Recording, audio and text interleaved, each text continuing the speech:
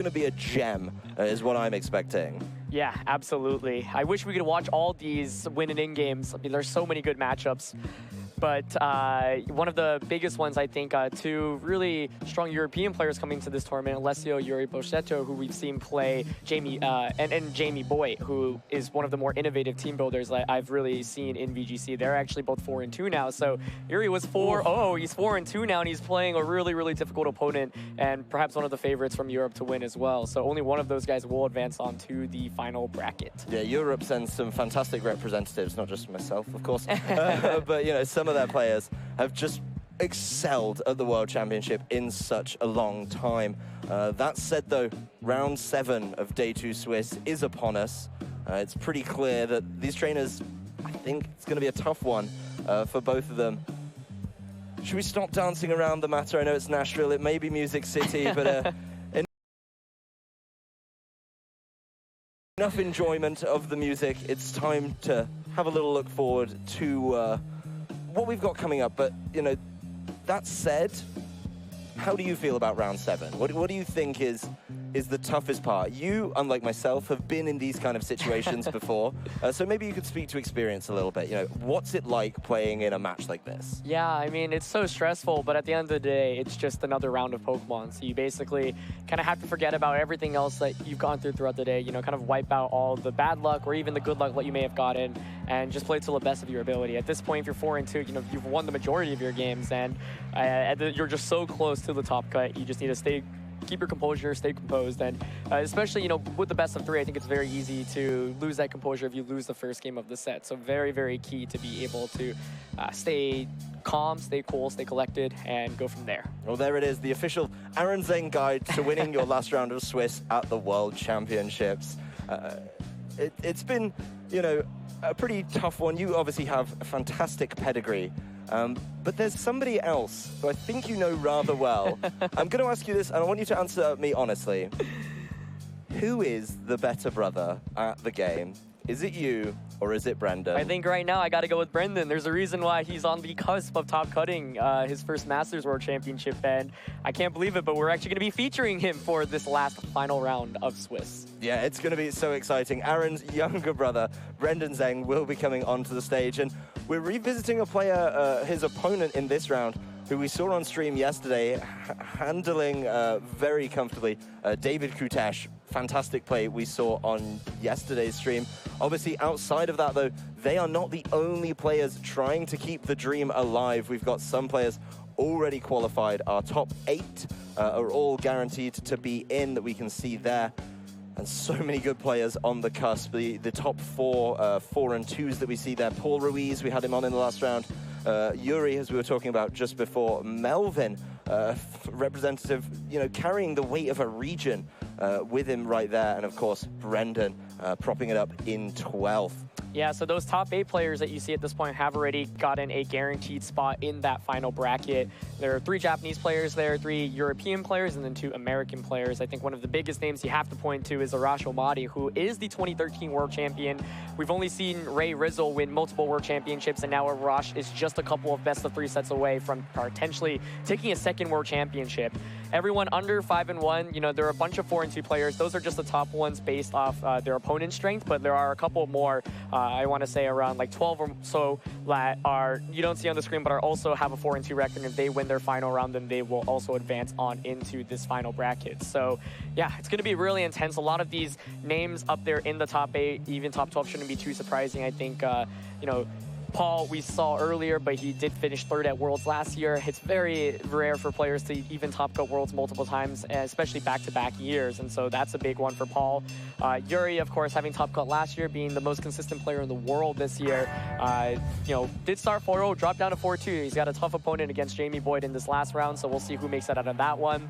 And of course, Brendan playing against David here. I believe they actually played yesterday, and Brendan said the matchup was pretty difficult for him, so I would like to see how he maneuvers himself around in this one. Yeah, so Brendan obviously has a little bit more information. I know I had the pleasure of commentating one of David's games. Yesterday I got to see his team up against Drew Nowak of the US, and it was clinical, is how I'm going to describe that game. That's the best way to describe it. I think his team, it pops off. When it goes, it really, really goes. But I think if he struggles, and you know, I'm sure Brendan can bring some of that kind of slower play, make it a little bit harder for him, then he's got to think a little bit more about what's going on in these games. Yeah, both of these guys did actually make it through day 1 of the competition as well. So they've played so many rounds of Pokemon at this point already, you know, between 7 to 9 rounds yesterday and then another 6 rounds today. And they looks like they are pretty much using the exact same team composition as they did yesterday. So clearly it's been going pretty well for them. But of course, only one of them will move on to that final top 16 bracket. It's going to be a grueling match. I'm sure both players are excited to actually get underway in this one. The big thing here, though, is keeping the composure. As you said earlier, it's going to be so tough. And, you know, we talk about Arash going for that repeat World Championship. Well, Brendan's got one under his belt as well. You know, he may want to start winning them in other divisions. As he's been aging up, your brother has not slowed down. Brendan consistently able to put on those performances, qualifying for Worlds in all divisions. And I mean, it's still going to be a chase for his second World Championships. Yeah, definitely. And I actually forgot to also mention Carson Confra, who did secure a spot in that final bracket. He actually was the 2016 Seniors World Champion. So 2 ex-World Champions already in the top cut. Brendan, of course, also fighting for a chance to make it 3 World Champions, fighting for a potential second one. We've never seen anyone win between divisions. So, you know, Carson and potentially Brendan have a chance for that as well. But, of course, Brendan's got a really, really tough opponent in front of him. David absolutely breezed through yesterday, so it's not going to be an easy match by any means. Yeah, David, I think, was one of the first people from that day 1 pool to qualify. I want to say he was 7-0 and made it through immediately. Yeah, so, you know, to go 7-0 and actually have a couple rounds off, it's kind of nice. I think with a team like his that requires pinpoint decision-making every single turn, you want to be making sure you're getting big, big knockouts every single time. We do see the players ready on the stage. That's David on the left of your screen right there, with Brendan over on the right. They're ready and raring to go in this one. Such a tough match. You know, this is probably, before you make it to a top cut match, it's got to be the most stressful Swiss round in the course of a season.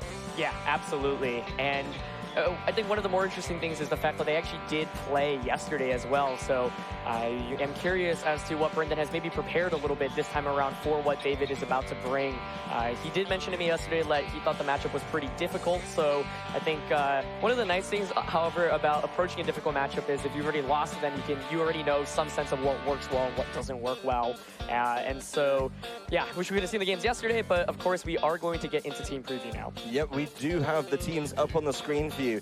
David's team over there on the left of Zapdos, Bishop, Serena, Blaziken, Tapu Fini, and Landorus in its Therian form, going up against Brendan's team of Tapu Koko, Kartana, Clefairy, Salamence, the Nidoqueen, which I love, and a Snorlax. Yeah, so Nidoqueen, Brendan was talking to me about before the tournament, and if you look, it actually does hit everything on David's team for super effective damage, so that could be really, really crucial in this set. David also rocking some really neat Pokemon. I think the Serena, which we saw a little bit, and then of course Blaziken, Mega Blaziken. A Piglet is very, very uncommon, but has clearly pushed David very hard throughout the course of this tournament. Yeah, I mean, once those speed boosts get going on the Blaziken, it becomes really hard to, you know, get the other side of it. We saw some of the moves come out from it yesterday, and it was just able to answer so many things. We are going to see the leads take the field, though. Snorlax and Tapu Koko for Brendan, with Bishop and Zapdos out on the field for David. Yeah, so Bisharp here, really strong. It can get a pretty powerful attack off against both Tapu Koko and Snorlax, and of course Zapdos has the option to just Tailwind. So one of the things, however, playing against Snorlax is you always have to be very, very wary because it can easily just set up a belly drum in front of you. Brendan's Tapu Koko is also a more kind of defensive, utility-based one, as we've seen, and will use more support moves like Electro Web or Skydrop to potentially help that partner Snorlax set up. But Brendan right now does have to worry about the threat of Tailwind. Yeah, I mean, if you get the Tailwind up, you could try and slow it down with the Electro Webs. The Tapu Koko doing nothing of the sort, though, immediately Volt switching into this Bishop, doing a good amount of damage. That electric terrain really makes those numbers add up as it leaves the field, and Brendan will be immediately revealing another one of his Pokemon. Kartana, the choice, a very quick choice there. Zapdos decides it's time to Tailwind. That Bishop's going to enjoy that one a lot, a Pokemon that's usually a little bit slower. Bishop goes for the Iron Head, does connect with the Snorlax, a decent amount, but Snorlax immediately retaliates with a high horsepower. Bishop immediately removed from play on David's side in turn 1 right here. Yeah, so trading the Bishop for the Tailwind setup there. Had Ironhead gone to Kartana, that probably would have been pretty disastrous for David, but getting some damage onto the Snorlax is really strong, especially because I think Blaziken has a very strong matchup against Brendan's entire team, and that Tailwind is also very, very useful, especially if Zapdos is carrying something like Heat Wave, which we often see on Zapdoses. So if so, David has a pretty simple play here of just Mega Evolving Blaziken and perhaps superpowering Snorlax and Heat Waving, but you would not be surprised to see Brendan maybe go for a double protect this turn or protect one of the Pokemon and switch the other back out into Tapu Koko. Yeah, well, Kartana does leave the field, and Brendan shows off all of his Pokemon within the first 2 turns. Salamence entering the field, getting an Intimidate down on that Blaziken could be so useful. Try and slow down the onslaught of David's team. It's actually going to be a double switch for Brendan as he brings in Tapu Koko in place of that Snorlax. Maybe trying to use that Fairy typing to soak up one of those fighting type moves with ease. Immediate Mega Evolution from this Blaziken. Getting a lovely buff to its stats. Blaziken's Flare Blitz will head, though, right over to the other side of the field and catch a Salamence on the way in. So really good switch there from Brendan. Blaziken taking its recoil damage and a Z-move following up immediately from this Zapdos. Yeah, I'm curious who it targets here. If it goes into Salamence, it'll be a great turn for David, but if it goes into that Tapu Koko actually should be able to take it pretty well. So David's switching it up a little bit. Let's see who it targets, because this is going to be a huge attack. Yeah, we're going to see where it heads towards. It goes into the Koko! It does connect with the Tapu Koko. It's going to take that very well indeed, a not very effective attack. And at the end of that turn, that switch for Brendan, very strong. Blaziken manages to get itself a speed boost. It doesn't really need it right now with the benefit, of course, of that Tailwind, but that may help out a little bit later. A great defensive switch there from Brendan. Yeah, you know, that was slightly risky because when you double switch, if your opponent calls it correctly, you could lose a lot immediately, but David tries to switch things up a little bit and actually doesn't really get too much out of it. It's a great turn there for Brendan. Really phenomenal switching there, but David still has the threat of offense right now, but he's pretty much forced to switch that Blaziken out because it's not doing much damage after that Intimidate. Yeah, the Blaziken's definitely needed to deal with the Snorlax and the Kartana. Brendan keeping that Salamence safe with a Protect. Zapdos will Thunderbolt into the protecting Salamence, and Tapu Koko immediately sky-dropping the Landorus on its way in. With the Tailwind in play, looks like it could be a great turn for Brendan is the following turn. Yeah, absolutely. That's one of the advantages of Skydrop, especially when your opponent is faster. It basically burns a turn on their end, and so the Salamence now has the potential to go for a setup, you know, with Tailwind, or it can actually opt to even switch out. And I think Snorlax is an excellent Pokemon to bring out now that the threat of Blaziken is no longer on the field. Yeah, Snorlax coming in place of the Salamence. Zapdos will Thunderbolt it for its troubles. When it gets paralyzed on the way in. I mean, Snorlax is slow, but it doesn't need that. It doesn't need the chance just to be fully paralyzed. Does activate its Figgy Berry, so it's not exactly unhealthy. Skydrop frees the Landorus, and Tailwind peters out for David, so more great switching from Brendan. Yeah, the switches are great, but it's difficult dealing with Zapdos looking at the Pokemon that Brendan ended up bringing into the set. He didn't bring that Nidoqueen, which of course can hit for super effective against Zapdos with a potential Ice Beam. No Clefairy for redirection either.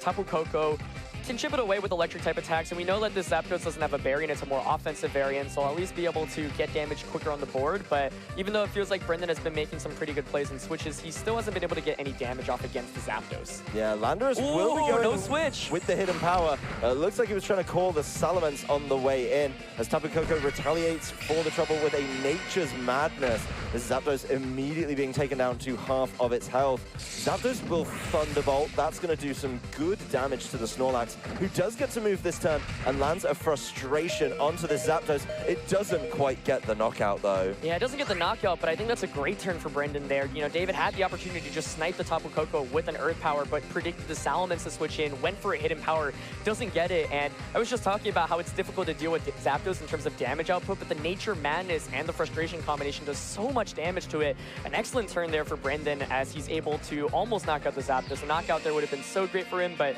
I think that turn still went really well for him, considering like he didn't just lose Tapu Koko and he got all that free damage off against Zapdos. Yeah, well, we do see the Landorus switching out, doesn't want to be stuck with the hidden power as its move of choice for the rest of the game. Blaziken will come back in. Zapdos decides to keep himself safe, doesn't want to take that little bit of damage that would knock it out. Tapu Koko Volt switches into the Protect, and Snorlax Frustration will land on the Blaziken immediately. Brings it down to under half. Yeah, that does so much damage, and more importantly, Tapu Koko here should still be the fastest Pokemon on the field. So Brendan really maneuvering himself quite well, and David going for that aggressive prediction with that Landorus, and like as you mentioned, being forced to switch out because it was the Choice Scarf variant, just made the last 2 turns really, really difficult for him. He's repositioned himself a little bit, but this Tapu Koko was still a major threat, and fortunately, Brendan has been able to attack through the paralyses despite getting paralyzed by that Thunderbolt earlier. Yeah, well, Zapdos is so important to David. He's going to try save it for later. Bringing in the Landorus, getting an Intimidate down,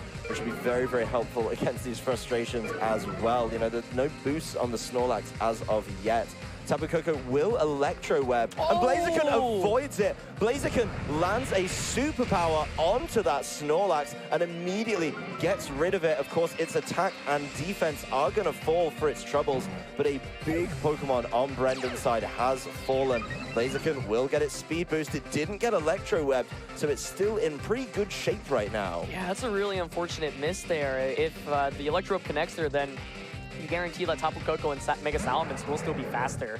But unfortunately not the case, and we've already seen that David's Landorus is that special variant with Choice Scarf and Hidden Power Ice, and so Salamence right now on Brendan's end definitely has to be careful. Hidden Power Ice potentially can just knock it out. So this next turn is going to be really big because we know David's going to have to lock himself into an attack, so we have to see which one he commits himself into. We know Kartana is the last one on Brendan's end, so he might just try to go for a Earth Power into the Koko slot, knowing, okay, if your Koko stays in, I'll get the knockout. If you switch out, I'll do a lot of damage. If not, just knock out the Kartana outright. But the Blaziken has to retreat. It's been caught with Intimidate and the drop from Superpower, so no surprise to see Zapdos come back in. Maybe the Sacrificial Lamb, or I guess Sacrificial Bird in this instance. Oh, no switch outs. Salamence does decide that it's going to be going for the Mega Evolution. No more trying to cycle the Intimidate, just going to get Aerialate as its ability now. Here's the Hidden Power. Does Hidden Power. No Protect on the Salamence. Oh, it survives! It's not able to get the knockout as Tapu Koko Sky drops the Landorus. Not going to do any damage as Salamence Frustration will get the knockout onto Zapdos. Oh man, the survival there. It's not, you know, Hidden Power Ice. You would expect to knock out a Salamence at around 75%, but Brendan's Salamence trained very hard in special defense, is able to take that attack, and now of course the Landorus is also locked into Hidden Power Ice. That is such a big attack there, and now David is down to his last 2 Pokemon, and more importantly, Landorus does not get to attack this turn. Yeah, I mean, that's such a trouble for the Landorus, and it's stuck with Hidden Power Ice. That Salamence, such a big boy, so hard to take out. You know, you'd think it would get there, but it just doesn't do it. Skydrop frees the Landorus. Salamence sets up a Tailwind. Hanging on there, so important. David throwing up his hands. Blaziken does decide it's time to follow up with a Rock Slide. Will get the knockout on Salamence, but it's not enough against this Tapu Koko. I honestly think with that Tailwind, so much work for this Blaziken right now. Yeah, that's a great Tailwind there. You know, Brendan could have opted to target the Blaziken there, but a Tailwind a little bit of a safer play, because if the Blaziken protects her and you don't get any speed control, then Blaziken actually outspeeds everything. So it's down to the last Pokemon on both trainers' side here, but Brendan does have the speed advantage. It's going to be a really close one, but we do know that Landorus is locked into Hidden Power. Blaziken, however, does have the option to protect. So this next turn is going to be big. Does Blaziken opt to protect, hoping that Brendan targets into it, or do you just attack with both Pokemon? Well, the big thing here as well, from Brendan's side, he does protect. We've not seen a Z move yet, so he does have a huge damage option available to him right now. Tapu Koko will try and Sky Drop the Blaziken, fail with the Protect, and it's time for the Z move. Kartana wants to deal the damage that it needs to get rid of this Landorus. Yeah, will be enough, and even if it's not, will the Hidden Power Ice knock out either Tapu Koko or Kartana? Tapu Koko, you presume not, because it is quite bulky. Kartana, of course, a little bit more frail, but you know, without having a same type attack bonus, and with Landorus' space special attack not being that high, you presumably can survive a Hidden Power as well. So let's see. The Z move here is actually just going to outright knock out the Landorus. Full health, Landorus taken off the field by a Bloom Doom from this Kartana, and now there's so much pressure on this Blaziken. Honestly, going to be a real struggle to see if he can get there, because his only spread move is Rock Slide. You don't want to Rock Slide these Pokemon. We saw how well Tapu Koko took it earlier. It's not going to do anything to this Kartana. but you've got to get rid of one before you can start just single targeting the other. Honestly, I think this Blaziken's got a little bit too much work to do right now. Yeah, absolutely. It's going to go for the double, and it does get it, which, that definitely, it was David's one out. So good for him for assessing that that was the one correct move to make. You know, it's still a little bit difficult because if he opts to, he can't really flare blitz, right? If he does, he'll just take too much recoil, so he's pretty much forced to go for a superpower, but that means that Blaziken does get another speed boost, which means it should be able to outspeed the Kartana now. Well, where there's a rock slide, there's a way, and it could definitely be the option for him in a 2-on-1 situation. It's going to be a tough one, but he's got to try. This is your final round of Swiss at the World Championships. You can't just give it up. And even if you don't he's just got a superpower. He's gone for the superpower, maybe thinking he can take the damage that Tapu Koko has to offer. We'll have to see. It's going to be so close, but Tapu Koko here could go for Sky Drop instead. Actually, it won't be super effective, and then the defense drop as well from the Blaziken after superpower might potentially be enough. This is going to be so close, but that double protect keeping David in this game, and we're going to have to see what it comes down to for this final damage calculation. Yeah, this damage calc from this Sky Drop after the superpower defense drop. What are you thinking, Aaron? I have no idea. Why have you not run this calculation? Were you not doing this with Brendan? Blaziken after superpower? Here we go. Is Skydrop gonna do enough? 62 HP right now. It's going down. It's going down. It doesn't get it. It's not there. Blaziken comfortably freed from the Skydrop, and next turn, it gets its opportunity to fight back against this Tapu Koko. Oh, man, that was a really crazy game. I felt like both players were playing really well, but David, realizing his win condition there in the end, going for that double protect, and then Brendan did, of course, have the option to protect Kartana, but if you protect the Kartana and the Blaziken targets the Tapu Koko, then you instantly lose the game. Yeah. So Brendan hoping the Skydrop would do enough, but not enough to knock out the Blaziken. Blaziken carrying through in a 2v1 situation, trying to prove that it's the hottest chicken in Nashville this weekend. Better than any of the local joints. That has put David Kutesh one step closer to top cut at the World Championships. Such a close game there. I mean, if the double protect doesn't go off, then the game is instantly over. Brendan still had a chance there. Once again, it's so hard to go for the protect play on Kartana there because you know you lose the game instantly if your opponent calls the protect. And Brendan was probably just hoping that the Skydrop would do enough, but ultimately not enough. And it's a tough one.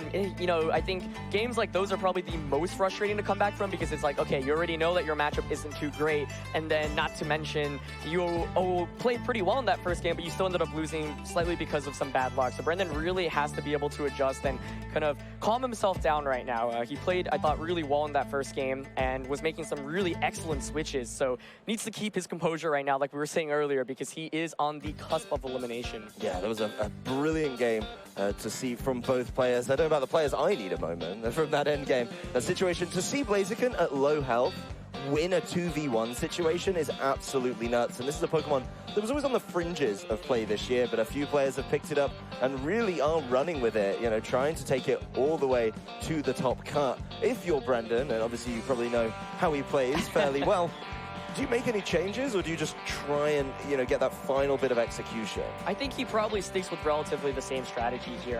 The Nido Queen could be potentially difficult to bring, especially if Bisharp outspeeds it, which I think Brendan mentioned yesterday. So we do just see the Tapu Koko and Snorlax, but this time around, it's actually going to be the Landers coming out immediately, which does, of course, threaten Tapu Koko immediately with a potential Earth Power, or we could see a double up into that Snorlax immediately. Yeah, I mean, this turn could carve out a huge advantage for David, or Brendan could, you know, kind of nullify this threat again. You know, we saw the high horsepower from his Snorlax dealt with that Bisharp so easily. So if he can get rid of that again, you know, and maybe capitalize on that lead a little bit better than game one. The Snorlax will be protecting this turn, and it's up to David to see if he's managed to call that. Landorus will immediately Earth Power the Snorlax. Tapu Koko Volt switching away from danger. Good damage on that Bisharp again in the electric terrain, and David could have made a grave error trying to remove that Snorlax from play. We do have to see what Brendan brings. Exactly the same as game one. Bring that Kartana in. Yeah, could probably be a double up, but we do see the assurance there. So yeah. Brendan playing that first turn perfectly. They're avoiding any damage and also not taking any damage with that Tapu Koko. So excellent turn here for him. And now this Kartana is actually in a pretty good spot. Bisharp now can't as easily go for that assurance. And if Landers goes for an Earth Power into Kartana, assurance will do less damage to Snorlax. But one play Brendan does, however, have to worry about is like a Sucker Punch Earth Power play into Kartana. So now the question is, do you protect the Kartana No Sucker Punch, and here's just an Earth Power into Snorlax. Yeah, David is terrified of this Snorlax. Not that much damage, to be honest, coming out from the Earth Power.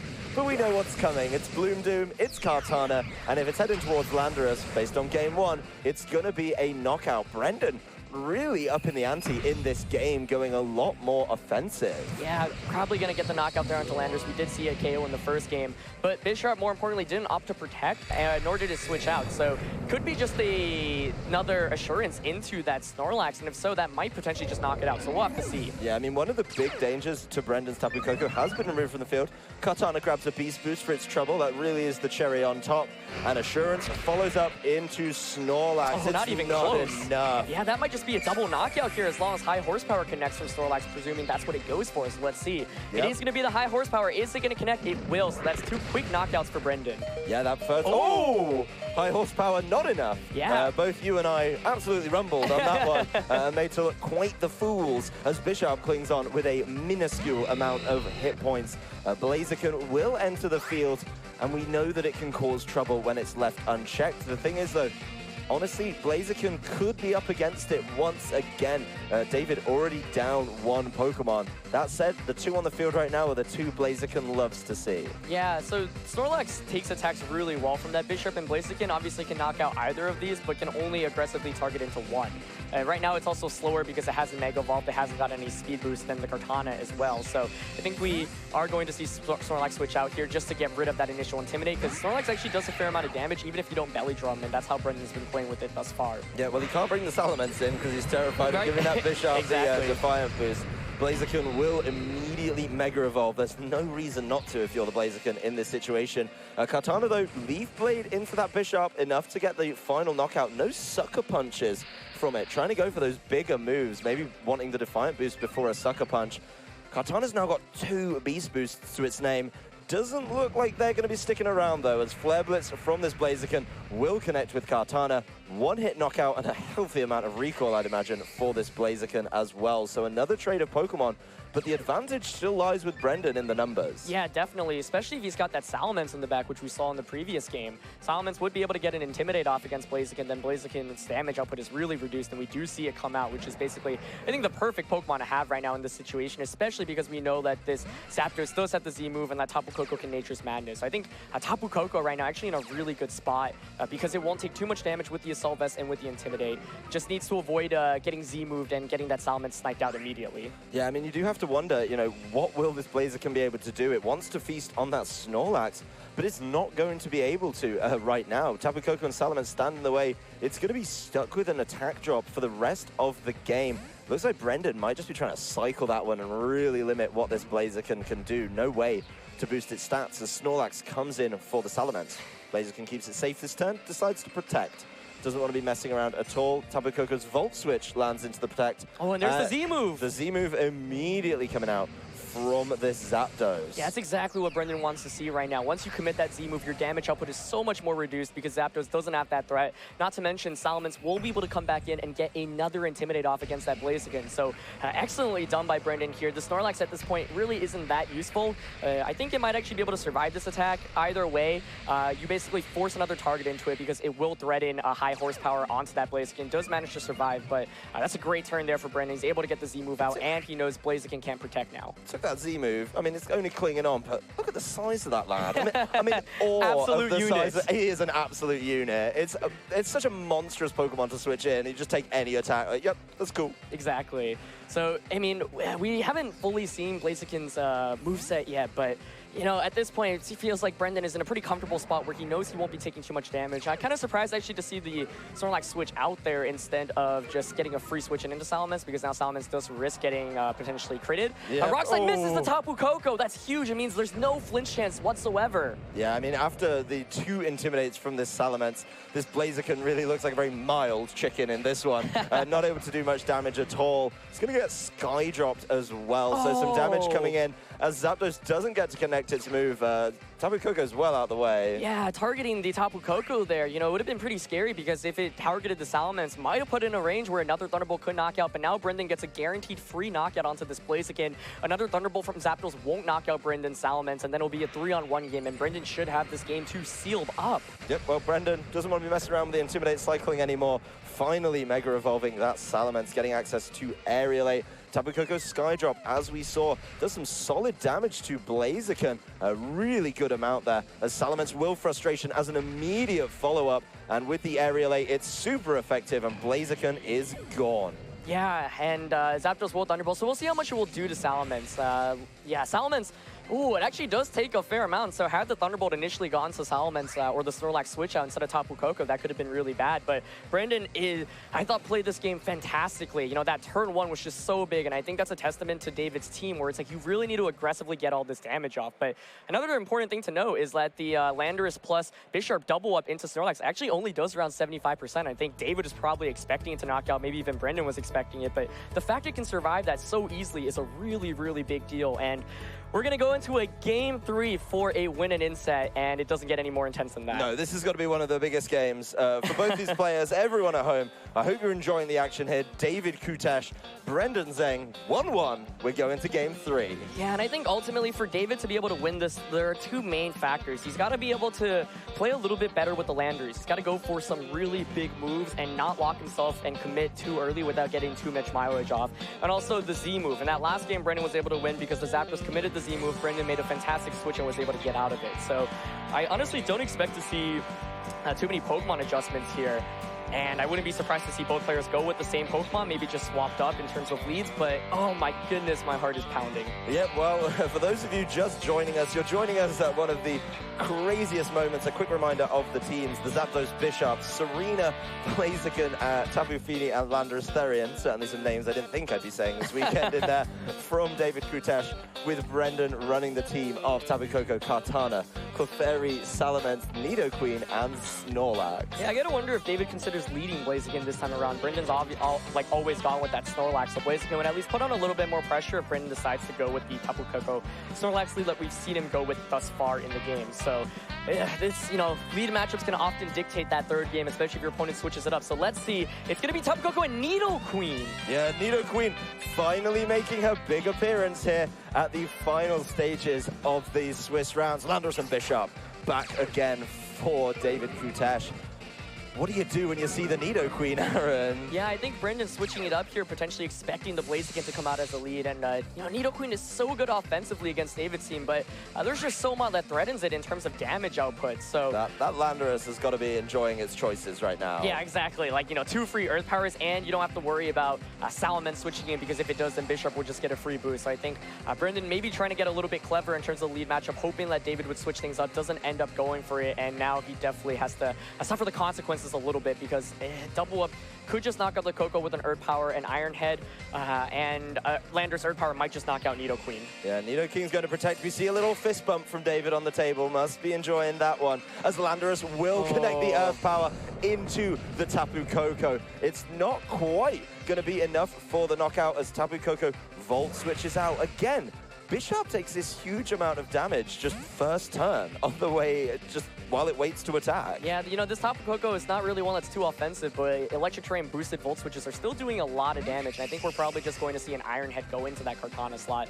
So David does call the first turn correctly, does get that double up, and had Brendan been able to say Ice Beam the Landers, that would have been huge for him. But Brendan at least still gets out of the situation a little bit better than how we would have expected, given that the Landers Scarf lead was so good. Yeah, it could have been a whole lot worse for him there. So, you know, not bringing the Salamence definitely meaning that Bisharp isn't getting to play. And again, this Landorus can just Earth Power. Again, the Salamence still can't come in as Bisharp is still there. And you have to wonder, you know, how much can it do against this Kartana? The Nidoqueen leaves the field for Brendan. Salamence does come in, so this Bisharp is going to have to be taken out before it's given the opportunity to attack, or it's just going to start landing some knockouts. Yeah, so we'll have to see who Brendan targets with this Kartana. Bisharp is going to get that Defiant boost, and Earth Power into Nidoqueen, kind of a predictable move. The Earth Power does go into the Kartana slot. Will it be able to survive? Oh! Oh, it survives! It just hangs on and retaliates with the Sacred Sword. Bishop, not thinking about it, thinking it was going to get the boost, doesn't decide to Sucker Punch. It's trying to use those much bigger attacks every single turn. The big thing here, though, is 3 Pokemon on Brendan's side are weak to the Earth Power from Landorus. Right, exactly. So David is in a position right now where he has to deal with this Salamence immediately. Zapdos could be an interesting way to do it, because as soon as he deals with Zapdos, then he can just run through with this Landorus. Brendan's going to have to spend so much time keeping Salamence safe. Yeah, I think the main issue right now is, even though Kartana did survive, like you mentioned, the entire right side of the field is just weak to Earth Power. So I think David here just probably Earth Powers like Kartana, goes for a Tailwind with his own Zapdos. And even if Brendan has Tailwind on his Salamence, or we did see that Tailwind, he's going to be able to match it at best. So this Scarf Landers just being able to lock into Earth Power and making David making 2 correct calls back-to-back, really giving him a huge advantage to start this game. Yeah, he's really in the driving seat. Kartana will protect itself, so you know, if this Landorus stays around, keeps attacking, it's not going to do anything and could take a lot of damage in return for its troubles. Ooh. Salamence decides to Stone Edge, and it does connect on the Zapdos. It's not enough for the knockout as Zapdos sets up its Tailwind. So a really, really good turn there for David, not losing his Zapdos to a Stone Edge and getting Tailwind set up, meaning Zapdos is given the opportunity to attack before this Salamence and the Kartana this turn. Yeah, Stone Edge, not something we often see on Salamence, but actually does hit Zapdos for a lot of damage. Of course, does have an increased rate of critical hit as well, so a knockout there would have denied Zapdos Tailwind, and Landorus would have been locked into Earth Power, meaning it couldn't touch Salamence for the remainder of the game. However, no critical hit there means that David now, I think, in a pretty fine position to just keep launching Earth Powers into that Kartana slot. Now, this next turn, you get a big decision. Do you just go for the Z move immediately, or do you just Thunderbolt? But Brendan wants to save that Kartana. Yeah, Kartana's needed for later. It's going to be given the Tapu Koko to attack into Landorus' Earth Power. We know where it's going. He's not throwing it at the flying type Salamence, and Tapu Koko knocked out on the way in. Maybe Salamence is trying to get some damage down onto that Landorus, but before it even gets the opportunity to do that, it's going to have to take a Gigavolt Havoc from this Zapdos. Yeah, so the Gigavolt Havoc here shouldn't knock out the Salamence, but should it put it around, I want to say 25 to 35% in terms of HP. Now, Salamence will get an attack off. You know, it could go for the knockout onto Zapdos or go for chip damage onto that Landorus. I mean, Frustration is probably a 2-hit knockout onto that, so let's see how much this does. It's a lot of damage. It's about... Ooh. I want to say that 75% mark, maybe a little bit less than that, but Salamence just takes that, matches the Tailwind. Yeah, and what Brendan does have going for him right now is he's got an extra turn of Tailwind behind David, and Nidoqueen is able to come back. So, I mean, if Nidoqueen could potentially survive an Earth Power from this Landorus, that would be absolutely huge for Brendan. And actually, I think, would help him seal up the game. So, even though I feel like David has had the advantage earlier on in this game, it'll come down to whether this Nidoqueen can take a potential Earth Power right now. Yeah, I mean, the Nidoqueen is the bulkier of compared to its partner, Nidoking, of course. Oh, but it protects. It's going to keep itself safe this turn. Wants to use that turn, of course, where only Brendan has Tailwind available. Landorus' Earth Power heading right into it. The Salamence will Frustration. It is going to connect and knock out that Zapdos, so no damage coming out. And, you know, Brendan could find that one turn to carve out a huge advantage now. Yeah, he's still got that extra turn of Tailwind, and Blaziken, if it is the last Pokemon, won't be able to get that initial speed boost off. So Blaziken does end up coming out, and even though David did call correctly with that Landorus the first couple of turns, of course, we know the Earth Power has to be committed into the Nidoqueen slot. So now the question is, does Brendan hope that he can survive the Earth Power and just go for an Ice Beam into Landorus, or does he switch out the Nidoqueen? Because if he does, he'll probably just lose the Nidoqueen, and Salamence's return won't knock out. He actually does pull out the switch out. Yeah, Nidoqueen leaving the field, wants to play in the next turn, where it is going to be, of course, a little bit different in the speed tiers. Blaziken, no surprise here, Mega Evolving, wants to be able to get all the damage down, but it's probably going to have to protect to be safe from this Salamence right now. He does protect. He's going to need another one potentially, though, with the following turn of just Tailwind. Landorus' Earth Power, pretty sure it's going to get the knockout on Kartana. Yeah, and we'll see who the Salamence targets. Critical hit. The most unnecessary critical hit I think I've seen all weekend. And the Frustration going into the Protect, but a pretty safe play because Tailwind does expire now, so Brendan has that extra turn of speed. I think he might have been able to eke this one out. Nidoqueen's going to come back out. I mean, the question is Nidoqueen Nidoqueen going to be able to outspeed Choice Scarf Landers under the tailwind? I think that's what it's going to come down to. I think Blaziken probably goes for a double protect. This Nidoqueen might just be the ace that Brendan needs to seal up this game. It's going to be so close, but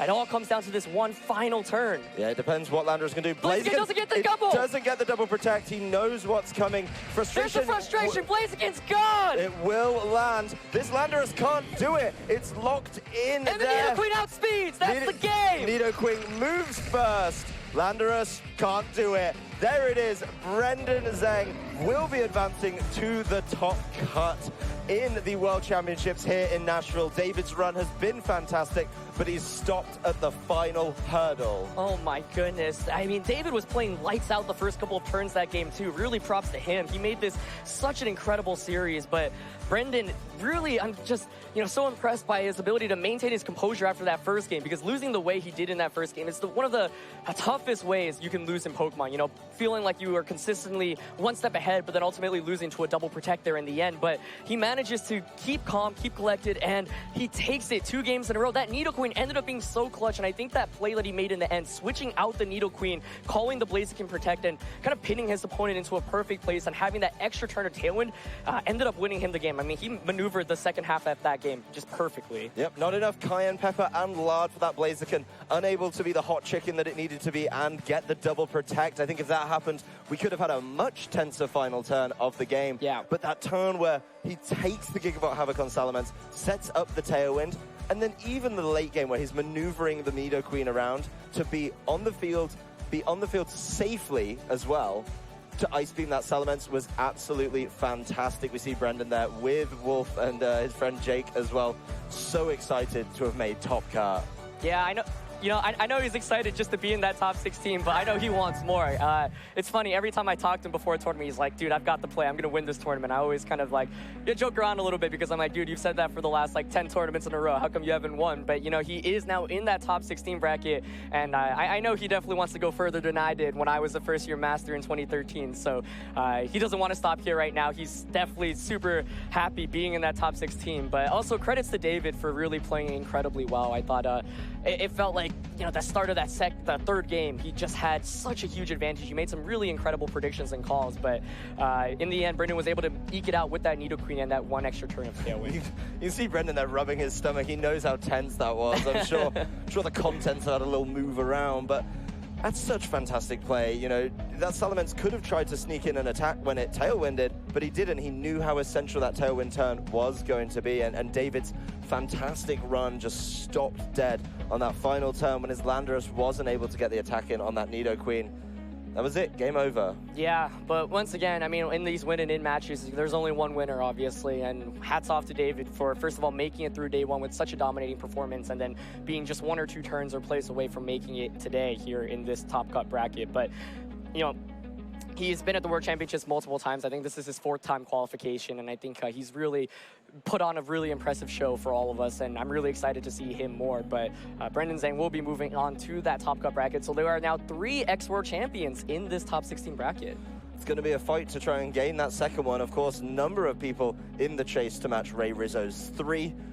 But you got to get past the first 2 days of competition to make it there, and to see 3 former world champions really is a testament to their skill over multiple years, multiple formats, and in some cases, multiple divisions. Yeah, absolutely. So it's incredible that we have a ex-juniors world champion, ex-seniors world champion, and ex-masters world champion in this top 16 bracket. I'm anxious to know the results of all the other games that we weren't able to find out about, so I can't wait to see how those turned out. But this top cut bracket is really shaping out to be an incredible one with so many different countries, so many different storylines, and so many cool teams too. I feel like this is easily one of the most diverse world championships we've ever seen. I thought David's team incredibly cool there with the Mega Blaziken. I mean, Mega Blaziken to in start. Itself, right? Yeah. A Serena as well that we didn't get to see in that game. I thought that was super cool. I mean, Bisharp. The Bisharp's been picking it up, yeah. I think getting a little more popular.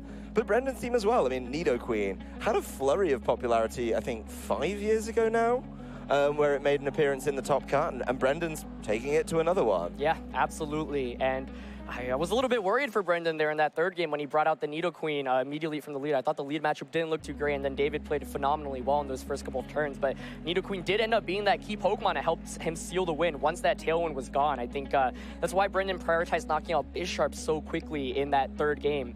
But yeah, I think we're ready to throw it to an interview with Brendan to hear some words from himself. Hi guys, I am here with Brendan. Congratulations. How are you feeling right now? I'm feeling really good. Yeah, you've moved into that top cut, right? What does that mean to you? It means a lot. Like, the last time I top cut was in 2016 in the seniors division, and to top cut my first Masters Worlds is really incredible. It took you a second to get back here because I think there were some friends congratulating you, right? How was that? Yeah, I just have, I have great friends, Wolf, Bears fan, Jake. Yeah, just everyone just congratulating me. They helped me a lot with the matchup. So hopefully we can go further than this. With a group of friends like that, how does that help you? You said it helped you with the matchup. What did they do? They just helped me prepare like what Pokemon to bring and like what kind of strategy I should be taking. And Wolf really helped me calm down. He told me to do some stretches, and we did some stretches on the floor. So that's cool. That's awesome. What did you prioritize coming into this match that you knew you needed to do well? So I knew a lot of his Pokemon were threatening to my Pokemon, like his Bisharp I wanted to knock out so that my Nidoqueen, which Bisharp outsped, could do a lot of work, as well as my Snorlax. That was mainly the main priority. Zapdos was also pretty important. Yeah. Yeah. And now you're moving forward. How do you feel? I mean, making top cut is already a huge achievement. Are you feeling like maybe that world's title is in grasp? I'm really hoping for the 2 times, so yeah. Yeah, you've been a world champion before. Does it feel similar to that time? In 2013, I felt like I was a little bit more arrogant. I felt a little bit more confident. Here, I'm definitely playing against the best of the best, and we'll see what that takes us. Great. Well, we can't wait to watch. Thank you so much, and congratulations again, Brendan. And if you want to chat about that match or any of the others, remember to use the hashtag #PlayPokemon on social media. You can find us and all sorts of updates on /Pokemon everywhere you want to be. So for now, we're going to take a quick break, but we will be right back with more from the Pokemon World Championship.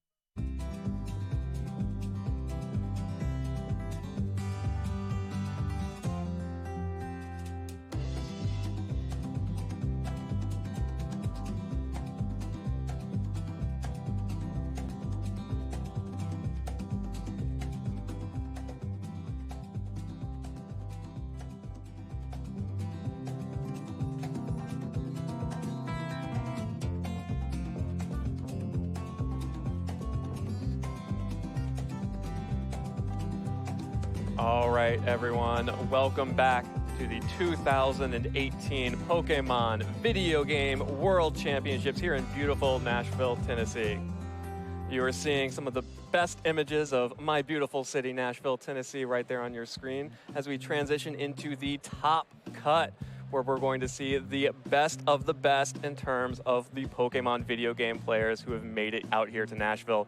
My name is Evan Lattin. I am joined to kick off our top cut by my good friend, Scott Glaza. Scott, it has been a long weekend already, but the excitement in the arena is palpable for these top cut matches to begin. Yeah, it should be super fun. We've got a lot of really strong players, and we've got a variety of different countries represented here, which is exactly what you'd hope for the top cut at the World Championships. Yeah, absolutely. These World Championships are a truly global competition. We have competitors from Japan, we have competitors from Italy, the United States of America, Chile, Argentina, Sweden, Singapore, and Ecuador, who have all qualified for the top cut of our tournament. And that's what we're going to be playing here today. We have gone through 2 full days of Pokemon already, but this day is just getting started. All these players, well, many of these players have played through day 1 of Swiss to qualify for the day 2 Swiss, which we are playing today. We're now in the top cut portion. This is an elimination bracket. That means that any match that you see on stream for the rest of the tournament, the winner advances and the loser goes home. Yeah, also kind of fun too with the X2 or better. Wound up being 17 players exactly, so I just missed that top 16 that you might expect. So we will shortly have the match between the 17th and 16th player to move on to the 16-player part of the bracket. Yeah, we will be showing that play-in match for you very shortly, and those players will be playing for an opportunity to compete in the full top 16 bracket, which at the end of it all comes with over $500,000 in prizes split across all of the games being represented here in Nashville. The trading card game, the video game championships, and of course the Pokken Tournament DX tournament, which is actually having their finals right now over on the main stage. But of course, #1 title of 2018 Pokemon World Champion. No one can ever take that away from you if you win this tournament. Basically proves that you were the best this year. Yeah, that's what everyone's playing for. We've got some previous international champions. We actually have 2 previous world champions, both from the same year, actually. Yeah. The 2013 Junior and Masters World Champions, both making it to the Masters Division top 17 this year. Yeah, it's going to be really exciting to see how these players match up because, again, all of it is on the line. The rest of these matches that you are going to be seeing both tonight and tomorrow are elimination matches. So this is not like the Pokken Tournament DX where they are doing a double elimination bracket. This is single elimination. You have to win to advance. Yeah, it should be super fun. We've got some really great matches. The big one that stands out to me as a shocker looking at this is we have the 2013 World Champion Arash Ahmadi against Yuri, who kind of was the dominant player in the West this year. Sort of the old guard of Italy versus the new guard of Italy. Yeah, I mean, a really tough draw. I mean, I think a lot of players are expecting to see a lot of Italians deep in the top cut. Going to be a little bit more difficult because we have 2 different round of 16 matches where they're going to have to take each other on. And I mean, I guess it'll open the door maybe for some storylines that maybe weren't expecting, but we should get some really, really great matches. Yeah, speaking of, as far as country representation goes, Italy has firmly established themselves as a top-tier country for the video game championships with this tournament, actually tying Japan and the United States of America for most number of competitors who have qualified for the top cut. There are 4 Japanese competitors, there are 4 American competitors, and there are 4 Italian competitors making up the bulk of our top cut. Yeah, all the other countries represented only going to have a single representative each. Sweden, Chile, Singapore, Ecuador, and Argentina. So we do get a nice mix there. Latin America having a better day than they did yesterday. Didn't end up sending any players from day 1 to day 2, but the top players in the region turns out their day 2 players are good. Yeah, exactly. Yeah, I mean, the right players ended up on top, right? So should be super fun. In our play-in match, we're actually going to have the top player from the Latin American region trying to prove why he was the top player during kind of the regular season of the Pokemon Championship Series against another player from the same region. Yeah, absolutely. A lot of those sort of region head-to-head matches, you expect that in any given bracket at the World Championships, but for a lot of these, more emerging countries, and regions, they may just want to try and get as many people deep, but, I'm sure they'll settle with at least a few people getting deep down. Yeah, it'll kind of make it fun, too, where the final rounds of this tournament are likely going to wind up being, region versus region, where we kind of have the, heats a little bit early in the bracket where the best players at the same region are facing off, and then, they'll send the best forward to see whose region really is the most powerful, in addition to the trainer being the most powerful this season. Absolutely. It should be really exciting. Some big names here are actually our undefeated player throughout Day Swiss was Kiwamu Indo from Japan, who was a player that we saw a couple times on stream. I believe you may have casted one of his matches. He looked super clean playing in that game, so I am not surprised to see him on top here. I'm not either. He played really well. Again, he took down the player a lot of people were expecting maybe to be that 1 seed, so he's the one to dethrone now. Super cool also, when I think we're always a little curious what the meta is going to look like at the World Championships, having that Latias taking the 1 seed, probably not what anyone wrote in their preview article, and that's a lot of fun.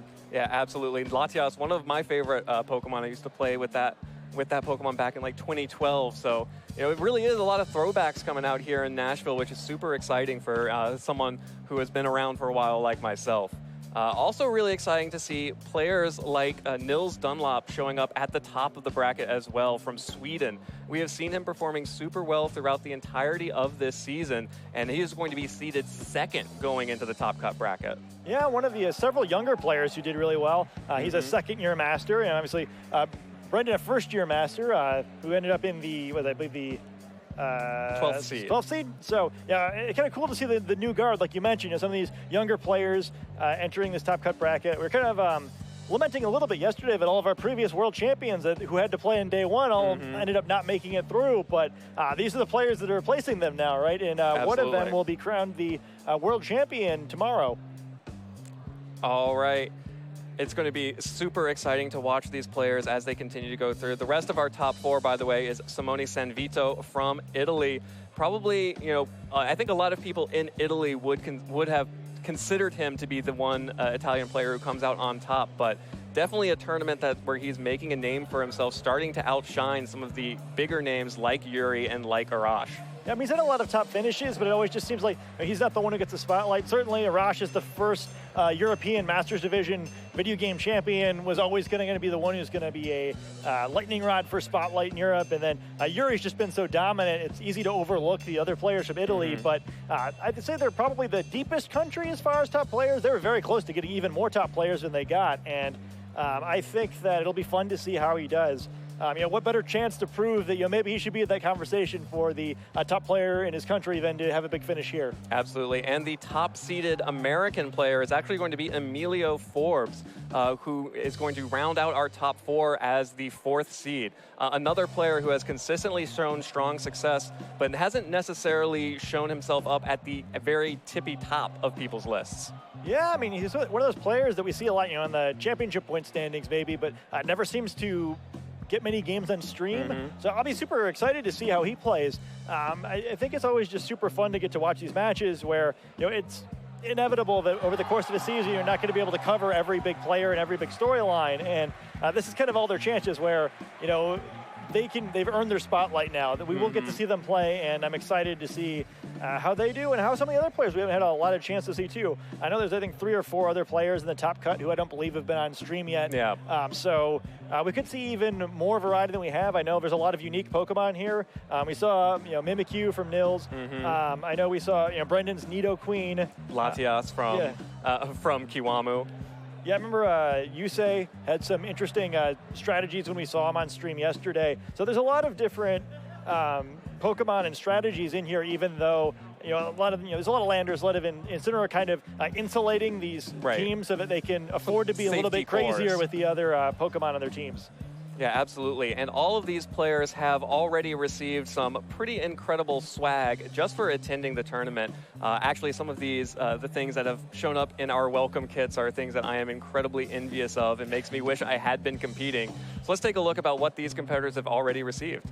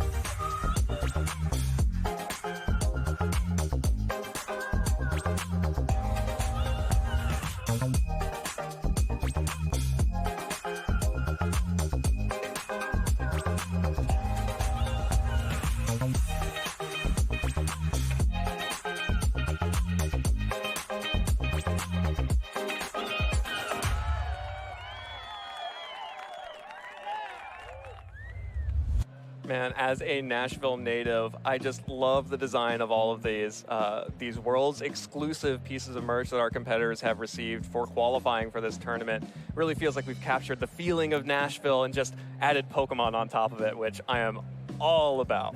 Yeah, I think the whole event's been really fun that way. Always cool to see the players out on the stage. They got the signs for the businesses around them. Just cool. The feel of the event this year, I think, is really something. We kind of hear it with the intro music also, or where it's a little different feel than what you might have heard at other World Championships. And it's been a lot of fun. Nashville's been a really great city. Yeah, absolutely. And the players are not the only people who are enjoying the World Championships right now. We have a whole host of spectators and observers who are here to observe and report on how great this tournament has been. And really, the event experience is something that you have to see to believe. We talk a lot about the tournament experience here, about how stressful it is to compete, but just being out there on the floor is something that's totally unique and a reason why people should be coming to the World Championships.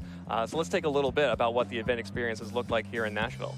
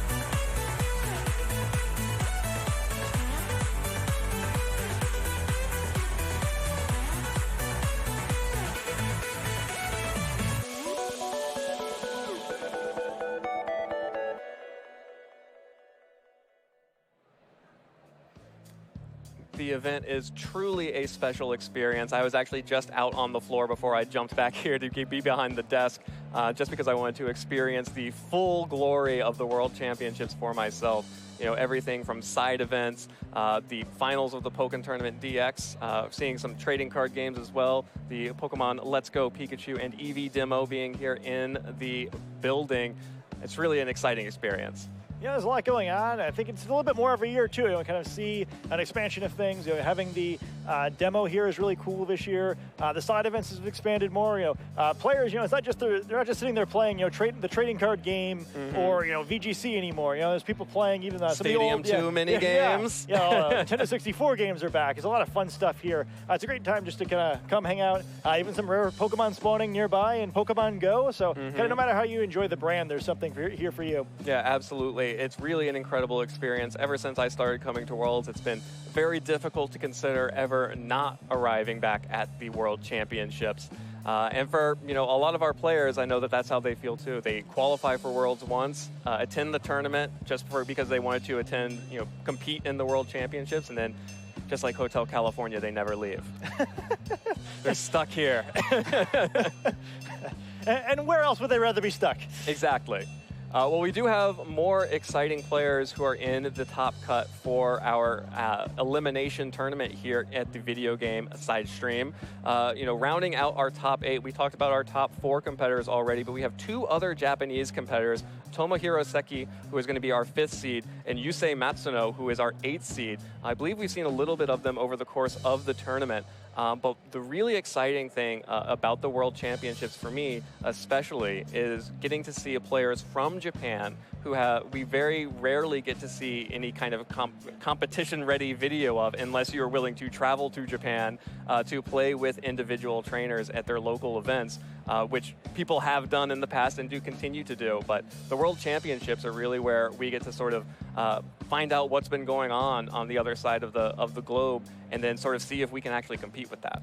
Yeah, I think it's really cool. A lot of the Japanese events are best of one, so you just kind of wonder how the top players are going to adjust to the best of 3 format here. There's a lot of sink or swim usually, and it usually winds up being that many of the top players do hail from Japan. And we've seen some pretty cool stuff from them this year too. I think there's a certain advantage to not being inundated in the same metagame that the rest of the world is playing so much, where there's certain conventions that's really hard to get away from when you're playing the same teams all the time. And I think all these players are kind of proving that doing things their own way is working. Latias being an example we've seen a lot of, where it's taking the role of a Pokemon that we see more frequently in the West. I mean, kind of ironically, Cresselia, which I feel like we got from Japan years and years ago, but now, it's...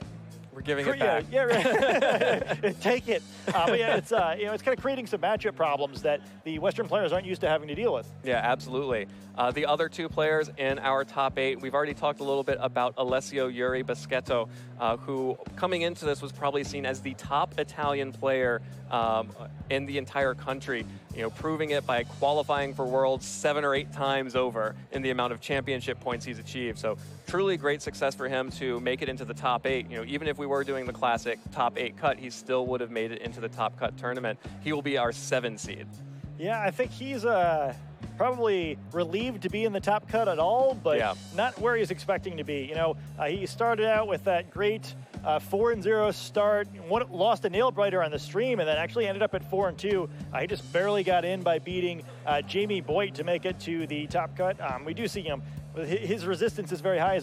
His opponents won many games. Good. Yeah. So yeah, I mean, it's a strong 5-2, but ending up with a match in the top 16 against Arash Ahmadi is probably not what he was hoping to be seeing coming into the day. Still impressive to make top cut altogether, but the road's gonna be a little harder for him. He's certainly good enough to get through it, but he's not made it easy on himself. Yeah, absolutely. And our final top 8 competitor is Paul Ruiz of Ecuador, who is our highest ranking Latin American player. We've seen a little bit of him on stream as well, and always exciting to see. It seems like every year the Latin American competitors eat just a little bit higher up on the leaderboards. Yeah, and he'll be one of the players that it makes sense is challenging. I believe he was the highest finishing Latin American player last year as well, so trying to improve upon a very impressive finish last season. It should be fun to see how he does. He had a rough go of it on stream a little bit ago where it seemed like he had a tough matchup, but he's definitely good enough to take it all. So one of the final hopes of the Latin American region, but they do have 3 players in top cut this year. Yeah, absolutely. Very exciting for them. We also have Melvin Ke of Singapore, who will be representing the great country of Singapore. He has done this quite a bit, actually, pretty frequently. If there's a Singapore competitor, it's probably Melvin. Yeah, we've had him on a bunch of our international championship streams, and for good reason. He puts on a good show every time. He's been a top finisher at a bunch of different international competitions. Another one of those players kind of like Yuri, where it just wouldn't feel right if he wasn't in top cut. Yeah, it would just be wrong. It wouldn't be, Nashville has been such a smooth and excellent world so far. You just don't want to throw in, that extra little grain of sand into the pudding by not having Melvin in our top cut. Well, as you can see on screen, we are getting ready for our top 16 qualifier match. So these are the 17th and 16th seeds, players who were very close to making it to the top 16. As an X2, they will still be able to compete in the top cut bracket, but only one of them can advance beyond this play-in round. We're going to be watching Javier Valdez versus Federico Tirano from Chile and Argentina, respectively. Yeah, I mean, I'm also a little disappointed to see 2 of the remaining Latin American players taking each other on. They're both really good, so should be a fun match. Federico, one of the better-known players from the Latin American region. Just keeps popping up. And then Javier, by a mile, actually, has the most championship points in Latin America, over 2,000 championship points. Much like Yuri, several times of Latin America. Several times what he needed to qualify for the World Championships. So it should be really fun to watch two of the players who netted the Day 2 invitations to the World Championships in that region duking it out. Yeah, and these are both players who were sort of hanging out sort of at the bottom end of the Top Cup bubble. They're the 17 and the 16 seed, so we haven't really seen too much out of them at this tournament. Should be really exciting to see what these players have brought and how they're going to be able to adapt going forward throughout the elimination bracket. At this stage of the tournament, most people have pretty perfect information on the rest of their opponents, and especially being two players from the same region, I would expect these players to be, sort of going pretty deep into the mind games. A game one is not going to feel like a game one today. Yeah, I was thinking the same thing. It's a fun wrinkle on this match that is two of the top players in the same region, and in a region that sort of famously has a lot of bigger tournaments. They are probably very familiar with how each other plays, so it should be a lot of fun to see how this plays out. Kind of almost no matter what their team is, you can probably expect them to make some moves that maybe you wouldn't expect in the typical match, so it should be fun. Yeah, and absolutely, both of these players, of course, representing the Latin America region, which means that we will be guaranteed to have at least 2 Latin American players in the top 16 bracket, which is a huge success for that region. It's one of those regions that has always been incredibly vocal in the Pokemon community. They've always sort of been there. I remember playing with players from Brazil very early on in my Pokemon career. And now, here at the Video Game Championships, it's so nice to see these players, who have, created this really strong local community and have built it up for themselves, being able to represent here at the World Championships. Yeah, I mean, this is kind of what they wanted all year, right? I think the players in Latin America often feel like they're underestimated by the players in the rest of the world. Yeah. Slept on specifically. And so it should be fun to see what happens. They'll have 2 players exactly in the top 16, and kind of no matter who wins this match, I feel like they kind of have to carry the torch, like especially after knocking out another player from their own region, right? Where it's like, hey, I think they all want to kind of accomplish something as a region together. So whoever moves on is going to have to, kind of do it for everybody. Yeah, absolutely. You have to take my power and use it for good. Carry that forward. Well, as you can see, we have just been passed important information about our next match, Federico and Javier. Both of these players are going to be competing against each other, and it's going to be an interesting matchup. Javier's team actually feeling a little bit like a throwback, running the Nihiligo and the Celesteela. This is the first Celesteela we've seen in a very long time. Yeah, unfortunately for that Celesteela, it won't be able to play against the Nihiligo, which is one of the most advantageous matchups it can have. But yeah, there's a lot of Ultra Beasts going on all of a sudden. Absolutely, and of course, the Rhydon coming out on Javier's team as well should be super exciting. That's one of those Pokemon I loved to see when I was playing Red, Blue, and Yellow. So going to be really exciting to see what Javier is able to do here in Nashville with that Pokemon. Yeah, I'm super excited. I think it's always fun to try to use the Pokemon that can hold the Eviolite item and get that increased defense and special defense from being a not fully evolved Pokemon.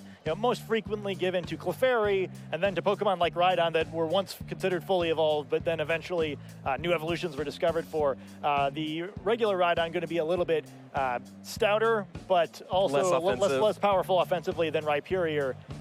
Typically used for the Lightning Rod ability to trouble Pokemon like Tapu Koko, who aren't going to be able to do much to it at all. Yeah, and it makes sense for this team as we can see the Sun Core as well, Charizard and Venusaur on Javier's side. So you want to make sure that you're protecting that Charizard, so the Lightning Rod Rhydon makes more sense than the Solid Rock Rhyperior. And we're actually going to have a double Sun Mirror, it looks like, as we see Charizard on both sides of these 2 teams. Federico's team, a little bit more standard of what we were used to seeing. No Nihiligos, no Celesteelas, no Rhydons, no Venusaurs on that team. Instead, it's going to be Charizard, Landorus Therian form, Kartana, Tapu Lele, Cresselia, and Snorlax. So a much more comfortable team that a lot of players are probably used to. So Javier should feel comfortable against these 6 Pokemon. Yeah, I would guess that there's elements of both of this matchup that both of them are very familiar with. Inigo, you mentioned, I think, is actually really integral in this matchup too. One of the worst matchups for Charizard. There are other Pokemon on Federico's team that can definitely handle it, but if Javier chooses to bring it, something he's going to have to be very careful about because you don't want to get those two Pokemon caught together late in the game.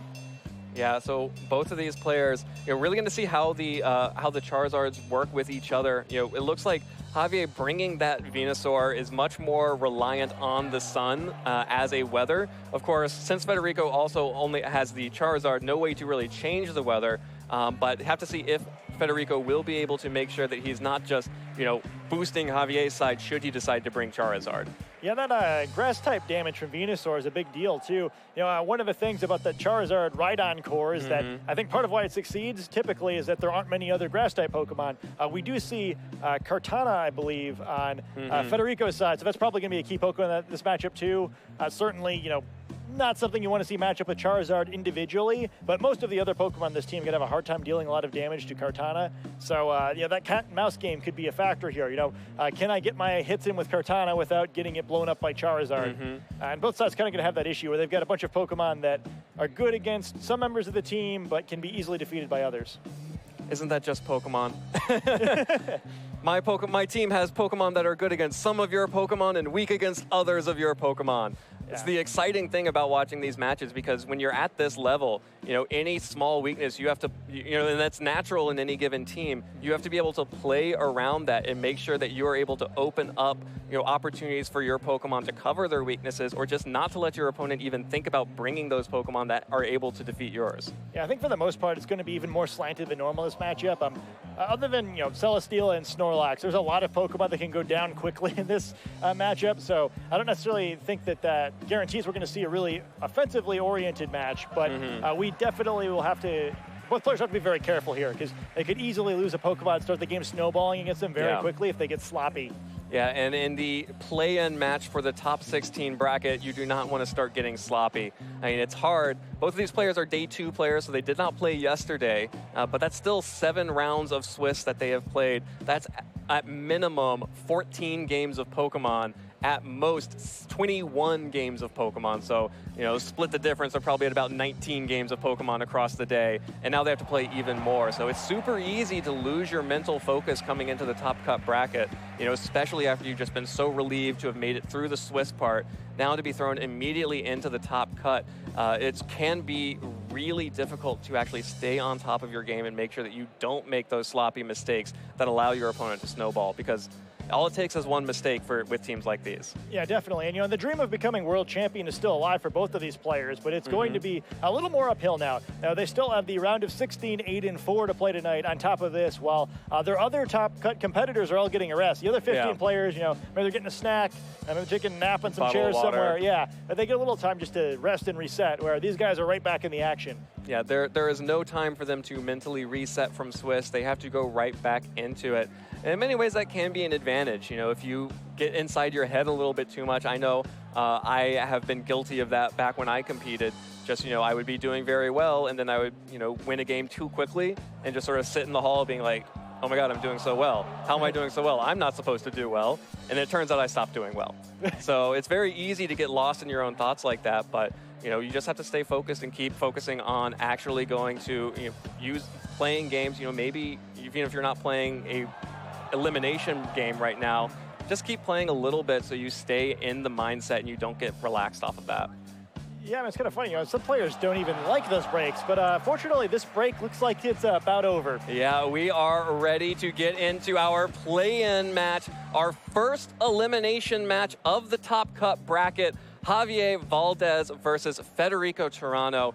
Both of these players hailing from the Latin America region. Javier Valdez from Chile versus Federico Toronto from Argentina. You can see them on your screens here. Like we mentioned, those teams are Charizard, Nihiligo, Landorus, Therian Form, Celesteela, Venusaur, and Rhydon for Javier. And Federico is on the right there running that Charizard, Landorus, Therian Form, Kartana, Tapu Lele, Snorlax, and Cresselia. And Federico feeling very comfortable with his Pokemon already locked in. So 2 Pokemon to keep an eye on in this matchup are the 2 Steel-type Ultra Beasts. even though neither of them are going to want to match up against the opposing Charizard much, they're great against almost all of the supporting cast. So yeah, to me, it's being integral for these players, assuming they risk selecting their Steel-type Pokemon to keep them safe and start picking up knockouts on the Pokemon that maybe Charizard isn't as strong against. All right, well, here we go. Game 1 of the top 16 play-in match. Best of 3 set, game 1 here. A win in game 1 can be incredibly important for maintaining momentum, especially since these players probably have all of the information they already need. Nihilego and Landorus Therian form are the leads for Javier. Intimidate already going to catch out that Kartana on Federico's side, but Tapu Lele very happy to be paired off against Pokemon like Nihilego. Yeah, not a bad start for Tapu Lele. Has to be careful a little bit depending on what items and moves the Landorus and Nihilego know. Doesn't really want to take a poison type attack from Nihilego or a Z moves from Landorus, but a lot of potential damage being threatened in both directions. Also, again, to what we talked about earlier, there's 2 Pokemon out on Federico's side that are very bad against Celesteela, so wouldn't be too surprised if we see that quickly if Javier did choose to bring it to this battle. Yeah, and also a lot of offensive pressure on the field already, like you sort of previewed in our pregame analysis. Lots of heavy hitters here. There are no support Pokemon on the field. Yeah, we're going to see a lot of attacks going out. Some of these grindy games we've seen going to the end of round time, I wouldn't expect to see that happen here. All right, both players trying to figure out this turn 1 can be incredibly important. Tapu Lele actually moving first. No protects, no switches, just a KO, not a KO, a focus sash on the Nihilego. So we'll be able to drink that down to 1, but Federico knew it was coming, doubled up with the Leaf Blade. Critical hit for 1 hit point. Going to go ahead and knock out the Nihilego, and actually the Focus Sash kind of backfiring there as it gives Kartana a Beast Boost, able to boost its attack 1 stage and negate that Intimidate.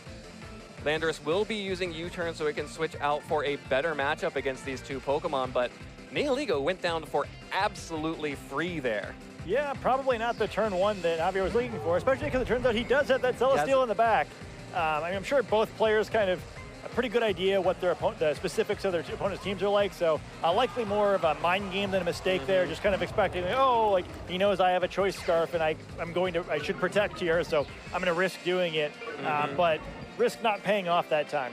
Yeah, high risk, high reward, and the inverse, high risk, and then you fail and you lose your first Pokemon on turn 1 of the play-in match for the top 16 bracket. Yeah, whoops. On the plus side, if Javier didn't know much about Federico's team, Tapu Lele moving before Kartana, not something that you typically see, so an easy tell toward Tapu Lele's item. Only going to have to worry about Psychic incoming here, but there aren't a whole lot of options that resist Psychic-type attacks in Javier's team, so other than Celesteela, there's not a whole lot doing. At least with that Steel-type Celesteela out, or the Flying-type Celesteela, it's a free Earthquake if he wants it, but with Landorus coming in, that's not going to be very effective if he chose to do it. Yeah, double Landorus on the field. Federico bringing out his own, getting the Intimidate off onto Celesteela and Javier's own Landorus, which does choose to protect this turn.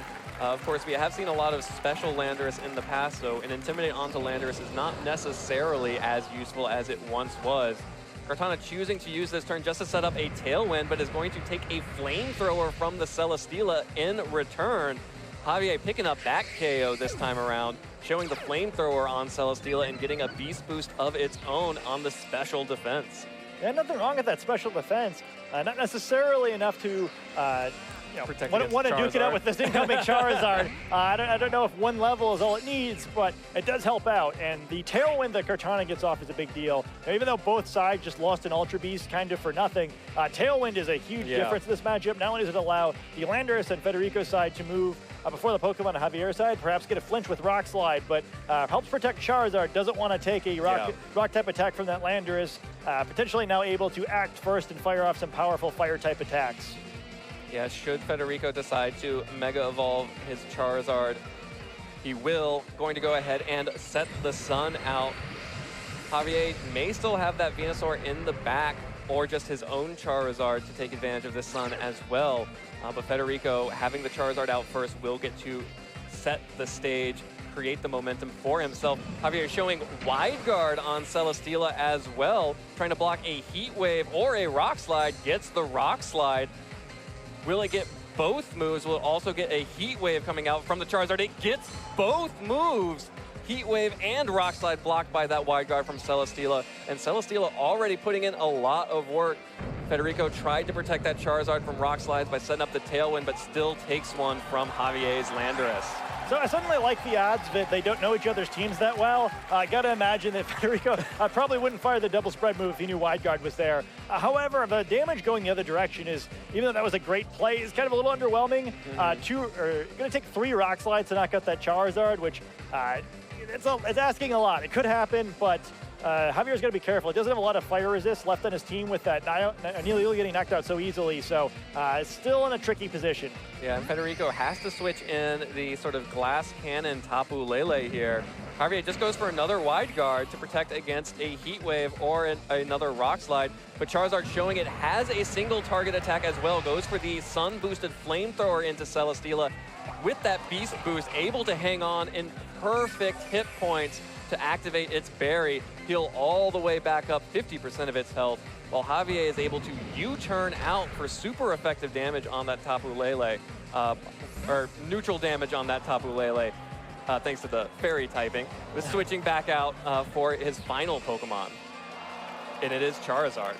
So his own Charizard getting out for free here. That was kind of one of the struggles of the position he was in before, where really didn't want to bring Charizard out for free.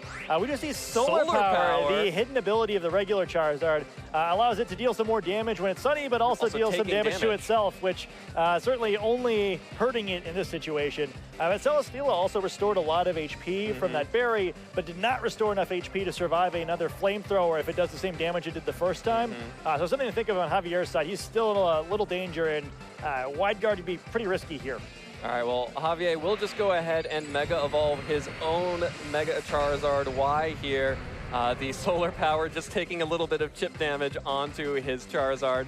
Not getting any use out of that this game, but could be interesting for future ones. Tapu Lele's Psychic deals a lot of damage to Javier's Charizard, but does not pick up the KO. Another Flamethrower here from Federico is able to pick up the KO onto Celesteela, like you mentioned. Barry just not recovering enough health for Javier.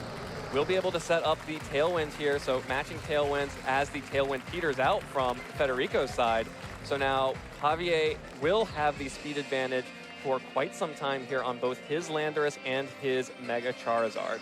Yeah, game's far from over. You know, if he can still fire off the right attacks, he's in good shape. It's going to be very difficult for Federico to match that Tailwind if his Charizard also knows Tailwind, just because of the amount of potential damage coming the other direction. And there'll be no wide guard to help out on Federico's side. You know, a Rock Slide now, if the Landorus on Javier's side isn't intimidated again, would pick up a knockout. Landorus in the back could switch in, try to reduce that damage, but would probably take a lot of damage in return now from that Charizard and the Landorus. So Federico kind of needs one good swing to close this game, but he might not be able to get it. Yeah, and Landorus switching back in, not having the Intimidate anymore, does still threaten Federico's Charizard. No longer able to go for the survive on another Rock Slide, but may just miss. Instead, Federico will just go ahead and protect this turn to make sure that Charizard does not take any extra damage.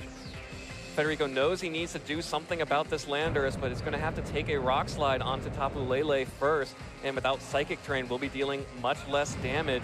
Also has to survive this Flamethrower from Javier's Charizard. Looks like Tapu Lele not able to make that happen. So Javier Valdez with this Tailwind up with both the Landorus and the Mega Charizard in pretty good position as Federico switches in his Landorus, which will open up the chance that Javier has to double target that Charizard to actually knock it out. Yeah, definitely going to need 2 hits unless he does more damage than he did the previous time he used Rock Slide. But the tables have kind of turned a little bit. Even the Intimidate advantage will help Federico out if the 2 Landorus get caught fighting one another. Charizard just protected on Federico's side. There's still turns of Tailwind left for Javier. Pretty likely that both of his Pokemon will get to attack and deal some big damage here. It's going to be tough for Federico to turn that damage trade around because he's going to need to fire off some sort of attack while Charizard is still around to finish it off, and it'll do reduced damage to Landorus if they're just trading spread attacks back and forth. Absolutely. This first game heading into its end game here. Looks like there will just be a Protect coming out from Federico's Landorus, trying to protect that Pokemon as Javier is just going to keep firing off these Rock Slides. will not hit the Landers, but does connect with the Mega Charizard. Is going to deal a lot of damage, but just barely not enough to pick up the KO after that Intimidate. And the Flamethrower goes into Landorus's Protect. This means Federico gets a chance to fire off a boosted Heat Wave of his own. Will pick up the KO on Mega Charizard and the KO onto the Landers with a critical hit. Federico Toronto in style taking down Javier's final 2 Pokemon and taking game 1. Oh, that's a really risky end game there. I'm not sure exactly how Federico was looking at that one, where perhaps just believing that it was or not Federico, but Javier rather, perhaps just thinking that it was too. That he maybe thought he would get the knockout with Rock Slide, or that he had to get he had to just attack as hard as he could. But firing off the Flamethrower in the Landorus slot winds up backfiring a little bit there. Unfortunate, as the Charizard and Landorus combination on Federico's side, proving superior over Javier's in that first game. Will need to make something happen, though, in this second game to keep his tournament alive. That's Javier on the left and Federico on the right. Federico, if he wins this next match, will advance to the top 16. If he loses, Javier will have forced a Game 3 and kept his tournament hopes alive. Be very curious to see what both players choose to bring in this game. I thought it was a really wild game 1, where neither side was trying all that hard to preserve a win condition. They're kind of just attacking whenever it seemed like they had the opportunity. It was more of a turn-by-turn game than like a methodical, how can I win over a big picture sort of deal. I'm curious if either side will adjust there.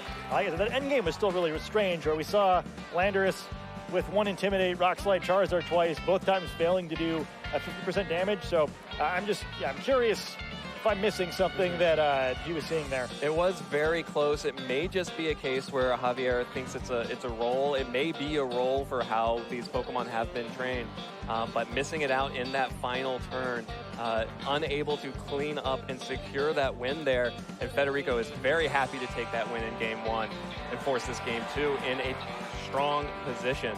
But, of course, we know that Javier was in a very good position there. He can get back there again, and if he can and successfully close it out this time, we'll still be here talking about these 2 players. Yeah, both players enjoying their time in Nashville, repping the merch, and here we go, jumping into game 2. Kartana, Tapu Lele, the leads for Federico. Once again, Javier will be using the Landorus and Nihiligo once again as well.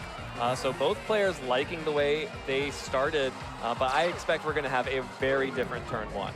Yeah, and both sides knowing some integral items here. Tapu Lele's Choice Scarf and Nihilego's Focus Sash both making themselves known in the first game. I'm curious, though, how that changes this. Do you protect Nihilego? It's still the same mind game where either side can potentially pick up a big knockout or get some great board position out of this. Also tough for both sides to switch if they're scared. It's not like you have a bunch of really defensive Pokemon in the back. Especially, Federico didn't choose to bring Snorlax or Cresselia, just going with the more offensive 4 Pokemon, so they kind of just have to go in then. Yeah, absolutely. Both of these players making sure that they are going to not have a repeat of turn 1. Thinking this through, making sure that they have the answers. Javier will switch out his Landorus for Celesteela, so getting the Celesteela in immediately now in this game 2, while Nihiligo going for the Protect. Super safe on Javier's side. No one is threatened by damage here. Celesteela will take the Psychic from Tapu Lele, but we'll be able to shrug that off easily. Federico, though, going for the Tailwind early. Yeah, I mean, this is still a pretty good play for Federico, where he gets the Tailwind and some damage in Celesteela, but that's just the cost of the fact that Javier kind of got outled both games. Doesn't take a big risk there, and this time, it turns out, oh, you could have gotten away with it, Nihilego, but it's so tough to risk the set on that. I think that's a safer play. He gets Celesteela out against 2 Pokemon Celesteela is good against. At least now he has some chance to make a reprisal here. Both Kartana and Tapu Lele have to be a little careful about getting one shot by Celesteela. Absolutely. We already saw the Flamethrower in game 1, but no Pokemon retreating. Federico's Pokemon feel very safe. The Psychic from Tapu Lele will activate the Focus Sash on Nihiligo, and Kartana just going to go ahead and pick up the Leaf Blade on that Pokemon as well. Get the KO, increase the attack 1 stage to get back to neutral. Probably going to see basically what we saw in turn 2 of game 1, a Flamethrower coming out onto Kartana. Will it be enough to pick up a KO? It is enough to pick up a KO with a critical hit, but Kartana shows off its Focus Sash here. So Federico definitely feeling safe to keep Kartana in there at full hit points. Yeah, it makes it easy where there's no threat of Kartana being knocked out in that scenario. And, Javier getting Landorus out here will help a little bit with stalling out this Tailwind. Also helps negate the effect of that Beast Boost, but starting to fall behind pretty aggressively here. And he also created a problem for himself later where, once again, that Nihilego could be a really great check to Charizard, except it keeps fainting before Charizard even comes out. Yeah, and unfortunately with Celesteela alongside the Nihilego, not really much in the way of safe switch-ins for a Psychic and a Leaf Blade on Javier's side. So can't really blame him for that. There just weren't many options for him against this combination of Tapu Lele and Kartana, which is why Federico keeps leading it. Yeah, I mean, he's got a team full of Pokemon that are really tough to switch into battle. So, if you don't lead effectively against it, there's just not a whole lot of ways for him to outmaneuver and recover. All right, well, he's going to have to figure out a way. Federico switches out Tapu Lele for Landorus, gets the Intimidate off onto Javier's Landorus, which will be important at reducing the amount of chip damage for Federico's Charizard should it be in the back. Kartana just trying to get some more damage off before it goes out. A critical hit with that Sacred Sword. Deals a lot of damage to Celesteela and procs the Berry. So Celesteela now does not have the Figgy Berry and currently does not have a Beast Boost and will not get a Beast Boost this turn because Landorus is going to U-turn into the Kartana and switch out. That means bad things for Javier if there is that Charizard in the back.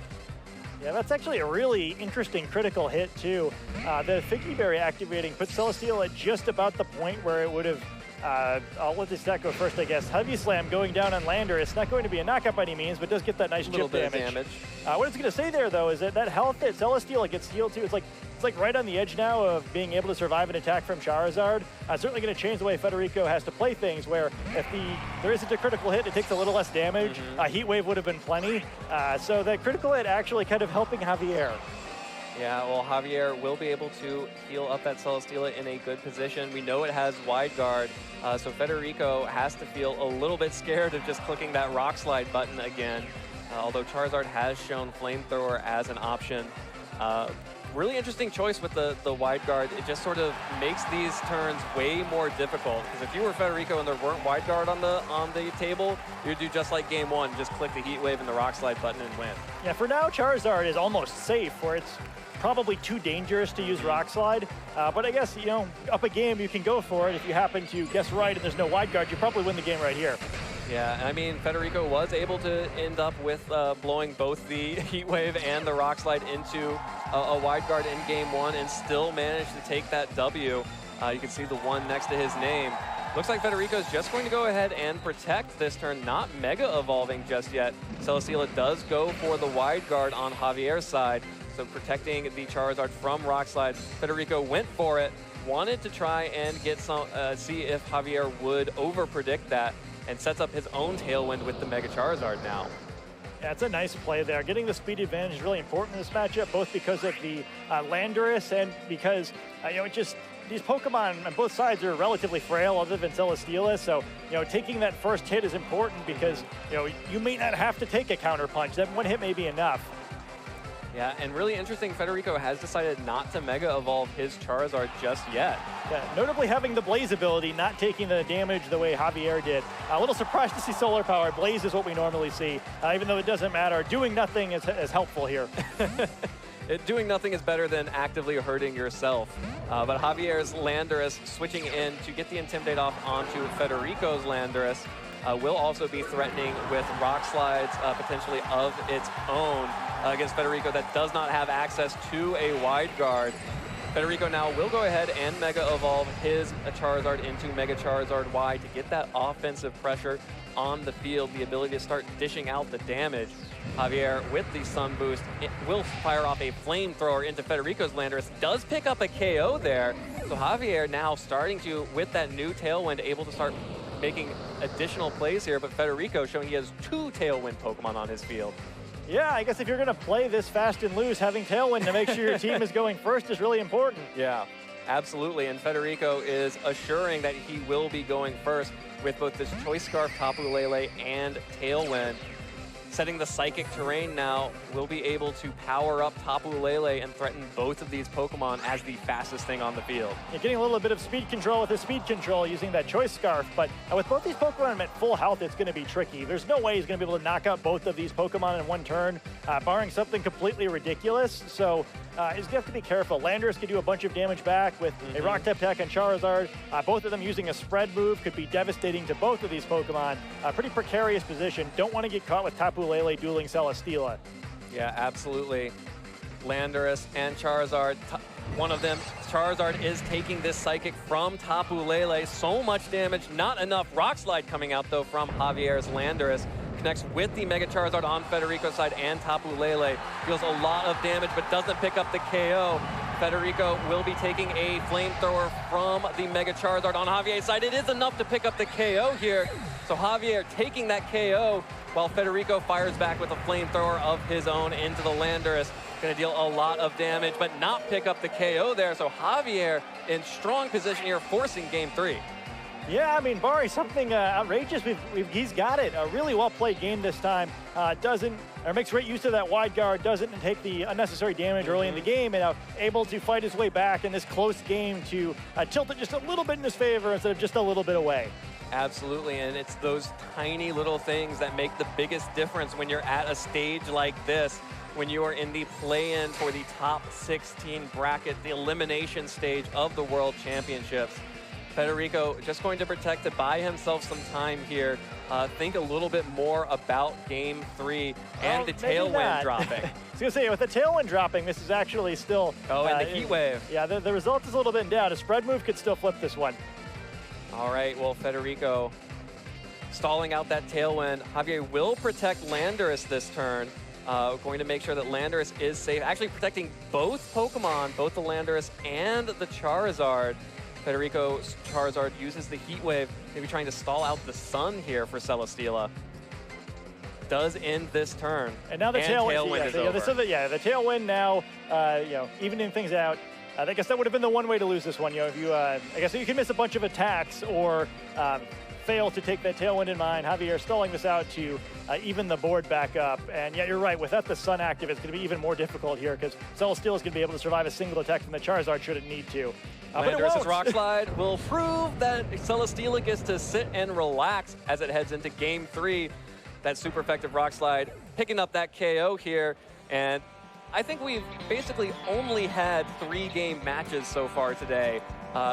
Really exciting tournament from that front, and here we go into the most high-pressure situation. Game 3 of an elimination match. And not just any elimination match, an elimination match that if you win, you get to make it into the top 16 bracket, and if you lose, you're 17th. Yeah. It's still top cut, but it's not quite the same as making it into the top 16. I mean, it all makes sense, right? With the tournament that has played the way it has so far, why wouldn't the first match of the top cut go to a third game like this? Unfortunately, I don't know how many key learnings either side really has from the first 2 games. It's pretty clear the Ultra Beasts in particular have some important potential roles countering key Pokemon on each other's teams, but these guys are kind of just going in from the first turn, hitting as hard as they can, trying to keep Tailwind's advantage when they can, but not, there's very little maneuvering, right? It just, I have an advantage, I click the attack buttons, I hope good things happen. The only real information that may have been revealed was the second Tailwind on Federico's side, so Javier has to know that there is not just a Tailwind on Kartana, has to be prepared to keep his own Tailwind up and try to stall out multiple rounds of that attack. Yeah, that was crucial there where, with these longer games, getting the second Tailwind is a big deal. But still, it's just such a strange matchup where, I don't know if it's maybe just a regional difference where, these players, both from Latin America, kind of playing at quicker pace than maybe we've seen from some of the players from Europe or Japan. The Charizard teams also kind of play themselves to this, right? Where Charizard's resistances can be kind of hard to use, but when you have the Drought active, the damage it dishes out is just ridiculous. So both sides playing quick. I wouldn't be shocked if this is another tight one, but maybe only lasts 5 or 6 turns. Yeah, I mean, you have to wonder if, maybe Javier just brings in the Celesteela early, leads with that Pokemon, as Federico has shown a tendency to lean on the Tapu Lele Kartana leads there. And, if you can't find a way to switch it in, why not just have it there to begin with? Yeah, I mean, there's other leads that he could use to counter it. But yeah, I mean, if you're trying to pivot to Landorus Celesteela anyway, do you consider just leading with it instead of having to spend resources getting that position? All right, well, we'll have to see if these players are going to make any adaptations here. Both players clearly feeling like the Pokemon that they were choosing were the right Pokemon. And of course, in this situation, it's just a question of how you are playing at a given moment underneath these bright lights and with all the stress of your tournament life on the line these next few turns. Here we go. Game 3 of our play-in match. Federico Toronto versus Javier Valdez. Winner advances to the top 16 bracket. The loser ends their tournament. So off camera, I'd like to see the two players shaking their hands before this game. I just feel like this is a fun one that way, right? Whereas it's an honorable duel. Just two strong trainers going in with their offense as aggressively as they can. All right, well, Javier is making adjustments, bringing Celesteela and Charizard, but Federico also making adjustments, going for the Trick Room mode here, Snorlax and Cresselia. Yeah, now for something completely different. It's a nice lead change kind of for both sides. Snorlax definitely not feeling super threatened in an immediate standpoint here, but sort of going to have a hard time setting up on these Pokemon. Charizard, capable of dishing out huge damage to almost anything, and Celesteela, one of the few Pokemon that can take a single attack from Snorlax. Yep, well, Charizard will go ahead and Mega Evolve to get the sun out on the field and start boosting its power here, drought setting the harsh sunlight. Celesteela, of course, usually loves being up against the Snorlax because it may be able to just go ahead and get some Leech Seeds off. Snorlax, though, just going to take damage from the Flamethrower. Activates the Berry, actually. Deals more than 50% hit points, making sure the Snorlax will, if it decides to Belly Drum, will not be able to heal up with that Berry. Celesteela will go ahead and Leech Seed the Cresselia while Snorlax sets up Belly Drum. Yeah, well, as we learned at the North American International Championships, always Leech Seed. Always Leech Seed. And also Trick Room. Yeah, so Federico gets what he wants, sort of. You know, he gets that Belly Drum set up, he gets Trick Room. Snorlax will now be the quickest Pokemon on the field, but at a pretty serious cost. You know, Charizard dishes out a lot of damage. Snorlax down to half its health now, and sort of a precarious position. Snorlax could just start targeting that Charizard slot, knowing that Celesteela probably can't knock it out from here, but probably doesn't want to be hit with a Leech Seed. Even if it has Recycle, it's a lot of health going back to Celesteela. Yeah, and if not Celesteela, any Pokemon that switches into Celesteela's slot. Yeah, Snorlax is high HP. A little unfortunate with Leechy because it causes your opponent to draw more HP to it. Although, you know, when Snorlax is knocking out Pokemon in one hit, typically, it makes a little less of a difference. Well, Federico retreats his own Cresselia to eliminate the Leech Seed on that Pokemon. Brings out Charizard of his own. Javier is fine with the Pokemon that he has right now, protects Charizard from that return, while Celesteela will set up the Leech Seed onto Snorlax. And not only will this mean that Celesteela will be healing off of Snorlax, but crucially setting that timer to where Snorlax has to take a turn to recycle that berry to heal up, which could allow for some space for Javier to maneuver. Yeah, he's already in a pretty good spot. Would have been a little silly to leave that Charizard exposed, but Federico said you kind of have to go for it. The Leech Seed wearing Snorlax down enough that even a single attack from Celesteela now is kind of a problem. However, it's a good switch to get Charizard in there because I tell you, Celesteela is no longer free. If Celesteela hits Snorlax, it's probably going to be knocked out by Charizard while Snorlax knocks out the other Pokemon on Javier's side of the field. So he can maybe get Snorlax here, but he's going to give up 2 Pokemon to do it most likely. All right, and Javier is going with the sort of unenviable task of dropping the Belly Drum Snorlax's health with attack with that Intimidate. You know, it's usually very good against physical attackers, but once a Belly Drum is up and you've maximized your attack, it's going to take a lot of switches to get that back under control. Charizard goes ahead and Mega Evolves as well, while Snorlax's return does knock out the Landorus, which means that there is going to be no chance of Javier being able to continue to drop that attack stat from Snorlax. Deals some pretty good damage with the Flamethrower onto Snorlax, but not going to be enough to pick up the KO with Leech Seed. And actually a one-hit KO from Federico's Charizard into that Celesteela. Yeah, no special defense beast boost this time, so Celesteela going on pretty cleanly, and one of the downfalls of that is since there's no Pokemon left in that slot, Snorlax's Leech Seed doesn't pick that turn. All right, Javier does have to bring out his Charizard again. Really needs to have that Rhydon in the back. It's not, it's the Nihilego. And that means that Federico's Snorlax is going to have a field day with these Pokemon. You know, the one benefit is that Javier's Nihilego, we did see, has that Focus Sash. So we'll be able to survive one attack. but I think he's too far behind for the Focus Sash to really help him, though. I think on Javier's side, you have to pick which Pokemon Snorlax is going to attack, protect the other, and take a knockout here. It's just too far behind to allow the Focus Sash to trade. Also, if it has Recycle, it could go for that here, in which case you really have to attack with both Pokemon. Super important for Javier to predict this correctly. Nihilego went for the Protect. Javier did not predict it correctly at all. Charizard takes the return from that Snorlax, knocks out the Charizard, while Federico going for the Flamethrower onto Nihilego. And that is a lonely jellyfish.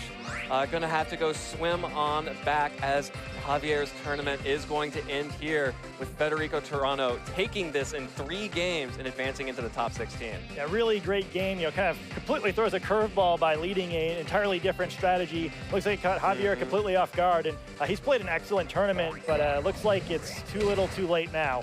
All right, well, there is the Focus Sash activating on Javier's side. Snorlax taking it down there with the return. Federico just making sure that there is no chance that he is going to lose this set by setting up the Tailwind. Nihilego does go ahead and fire off a Power Gym, which does pick up a one-hit KO on Charizard, which is good to know. Which would be good to know, and probably helped out Javier in his previous matches. But unfortunately, it's just not going to be enough, as we either have the Cresselia coming in or whatever Federico's 4th Pokemon is. Yeah, almost no matter what it is, with the help of that Tailwind, should be pretty easy to clean this one up. Landorus coming in, able to do quite a ridiculous amount of damage to Nihilego, kind of just add insult to injury here. But a really well-played match by both sides. It's tough to stay on top of a match like this one where things are as fast-paced as they are. Both of them were very close. Either of them could easily have won this series. And congratulations to Federico for moving on to the round of 16. Absolutely. Federico Toronto will be representing Latin America and Argentina in the top 16 as he takes this win over Javier. It's no surprise here. Federico has been, a top player from the region for some time now. He always seems to show up on those top leaderboards as Javier just goes ahead and forfeits that match out there. And there is our final member of the top 16 standing up out of his chair, Federico Toronto, on the right-hand side of your screen there. Going to continue playing throughout the rest of the tournament, but, amazing performance from Javier as well, making it into the top 17. Going home as a person who has top cut the world championships. That's a big accomplishment all on its own. But Federico keeps his tournament hopes alive and will continue to compete for the world championship title. Yeah, really impressive match by both sides. And kind of like we said before the match, he's got a win for both of them now. I think kind of both of them were hoping to go deep to show how strong the region is. We saw an impressive match between them. And now the Charizard strat and the Latin American team both defended by Federico now. Absolutely, and really incredible set from both those players, but Federico's decision to just switch it up at that last match, going with the Trick Room mode. We had seen 2 games that played basically the same, just with slightly different results. Making that adjustment, showing that he can play a different style of Pokemon as well, is part of what got him here in the top cut, and it's definitely what got him that win in that game 3, because Javier just was not ready for it. Yeah, and I know we have to say goodbye to Javier here, but I do have to say I love this team. I'm so excited that a team with Rhydon and Venusaur was able to make it to the top cut of the World Championships. Kudos to him for using a really cool team and putting up an impressive 5-2 record during the Swiss rounds with it. Absolutely. And of course, he will be leaving us as a top cut competitor. Federico will be advancing to the top 16. Again, this is a single elimination bracket, and we will be bringing you action from top 16 all the way through the top 4. Tonight is when we are going to find out who our finalists are, and then tomorrow is when we'll crown our champion. So Federico well on his way to continuing through that tournament path. Yeah, he's going to have a tough match next round. He'll be playing against the top-seeded player in the tournament, who we saw play earlier. I think Yuri's first loss came against him. So he's now going to solve Latias. I'm trying to think of what kind of matchup that would be like for this team. Certainly Charizard individually going to have a hard time dealing damage to Latias, but it's really a Charizard versus Gengar matchup between those two players. Yeah, and it's going to be, that's the exciting thing about these tournaments, the World Championships. You get to see how all of these different regional strategies collide. And it's really the one opportunity that we have to actually see who will be crowned the best player of a particular year's metagame, because it changes. You know, the game changes year to year, and the World Championships are really a snapshot of a moment in time. And so far, I have really enjoyed this particular snapshot. I have too. I think the next match with Federico has is going to kind of be an interesting way to see how strategies compare also. You know, it's a team with 2 tailwinds versus a team with 2 icy winds. I think we usually feel like icy wind has an advantageous matchup against tailwind because, you know, it slows down tailwind enough that you kind of wind up just never really being able to get control. But also I feel like the more defensive methodical style, sometimes players who are trying to play like that have a hard time with opponents who go in and start attacking very quickly. So you just punch a hole in your defensive core. Right, yeah. So yeah, it's hard to maneuver against someone who's not trying to maneuver against you. You know, and so people just want to post up and fight. It changes how you play the game. So, you know, maybe that element of what Federico does will be enough to help him get the upset and move on to the quarterfinals. Yeah, and it would be an impressive upset should he make his way to the top 8. You know, anytime a top 16 player defeats the #1 seed, it's a big deal. And if Federico plays as well as he did in this set, he does definitely have a shot at it. And let's actually take a listen to how Federico feels after that match. We have him down in our interview station. Welcome back, Pokemon trainers. My name is Gabby Snyder, and I'm joined here by Federico, who just locked in his place in top 16 here at the Pokemon World Championships. Congratulations. How's it feel? Thank you, Gabby. And it feels awesome. I made Top God last year, but not 16, because I lost in the win-and-in against Wolf League. Shoutouts to Wolf League, by the way, great player. I could never beat Wolf League in my life, but someday maybe I will. And yeah, it feels great to be in Top God. I can imagine. I mean, being in win and in not only once, but twice, that must be so much pressure. Like, how do you handle that? I don't. I just try to play, and I got nervous. I got my nervous ball. And yeah, basically I just did whatever I could. I already got nervous last year. This time I didn't get too nervous, so that's maybe the difference between last year, which I lost, and this year when I won. Yeah, I imagine having that experience really helps. So going into this match, had you played Javier with this team before, or was this the first time you really had to face off against him? No, it was the first time I played Javier with this team. I did everything I could to beat it.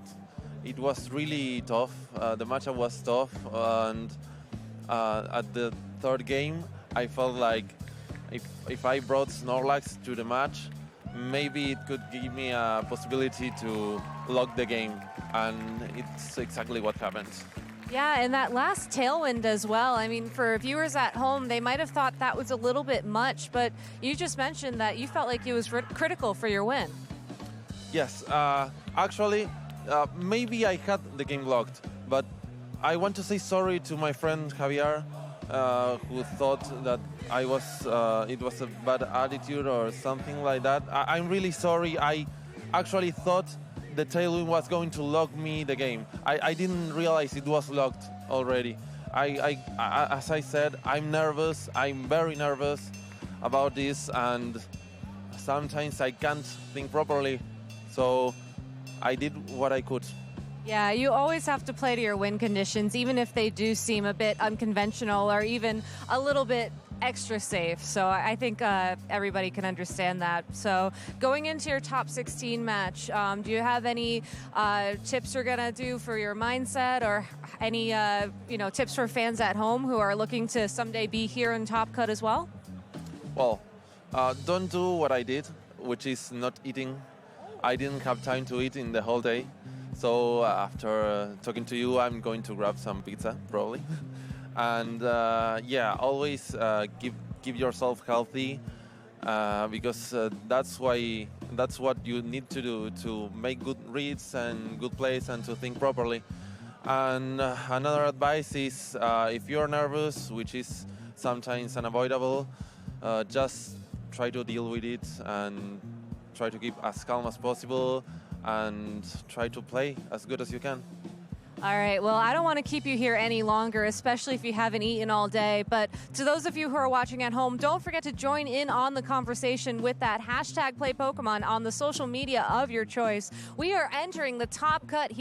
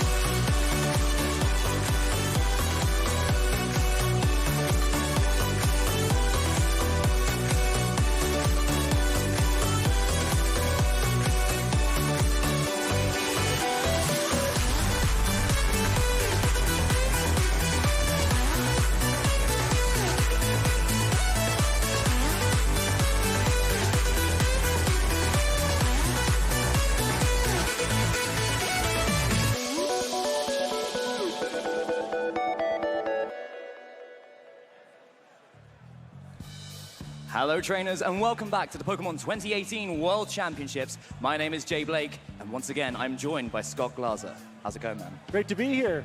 I am incredibly excited. The atmosphere is electric in this hall directly after those incredible Pokemon Tournament DX finals. Congratulations to all our winners and obviously thank you so much to all the players and all the fans who have tuned in over the weekend to support those amazing players. Yeah, I mean, especially the fans, right? I think it's one of the most exciting parts of the World Championships every year is just hearing how hyped the crowd gets during the Pokemon finals. Kind of nothing like it, right? You know, the arena always erupts no matter where you are here. If you're following the video game and the trading card game, you know that the Pokemon finals are going on. And it's so strange coming back behind this desk on the main stage, feeling the electricity still in the air. It's not going anywhere, guys. The pressure has completely changed, and rightly so. As the sun is setting on the Swiss rounds of the VGC tournament, we have a new moon rising for players going into the top cut. And I must say, I am ultra excited to see what's going to be happening next.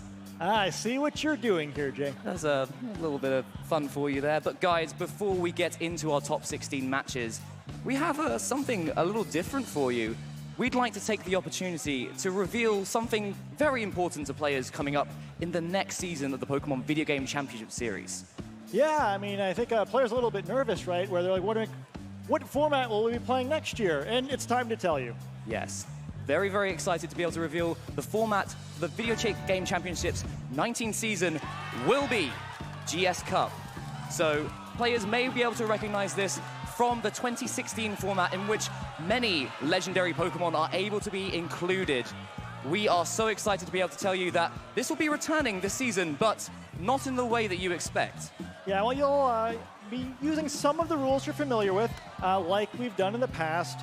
You can use up to 2 of the restricted Pokemon, so that'll be a lot of fun. We've got some new options there. There's Zygarde, now has its complete form, Lunala, Solgaleo, Necrozma, but there's also a little bit more. Yes, so Pokemon Ultra Sun and Ultra Moon obviously have been with us for the entirety of this season, and there are so many great things that they bring to the table. But one of the things that we mentioned earlier in an announcement before is that we've changed the structure of the season to be into 3 different parts: the Sun phase, the Moon phase, and the Ultra phase. We'd like to give you a little bit of an idea on the Sun series coming up for you, in which legendary Pokemon, restricted legendary Pokemon, will be allowed to be used.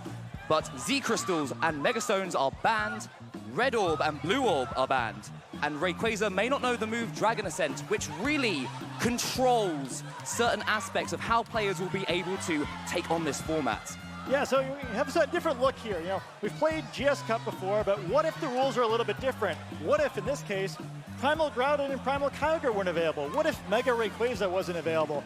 Players are really going to have to come up with some new strategies throughout the year here, where most of the most tried and true strategies from the previous Video Game Championships permitting GS Cup rules are no longer going to be available. So we've been discussing this on our own, Scott. We get together, we have a nice cup of tea and think about what this format could mean for players. Obviously, Xerneas is a very, very big part of people's memories from that previous format. And in this format as well, we expect that Pokemon to be primo top enemy #1. Yeah, I'm sure that's going to be the first thing a lot of players look at countering during this first part of the season. Of course, there's a lot of Pokemon that have been introduced that can kind of help out. I see Solgaleo on the slide here.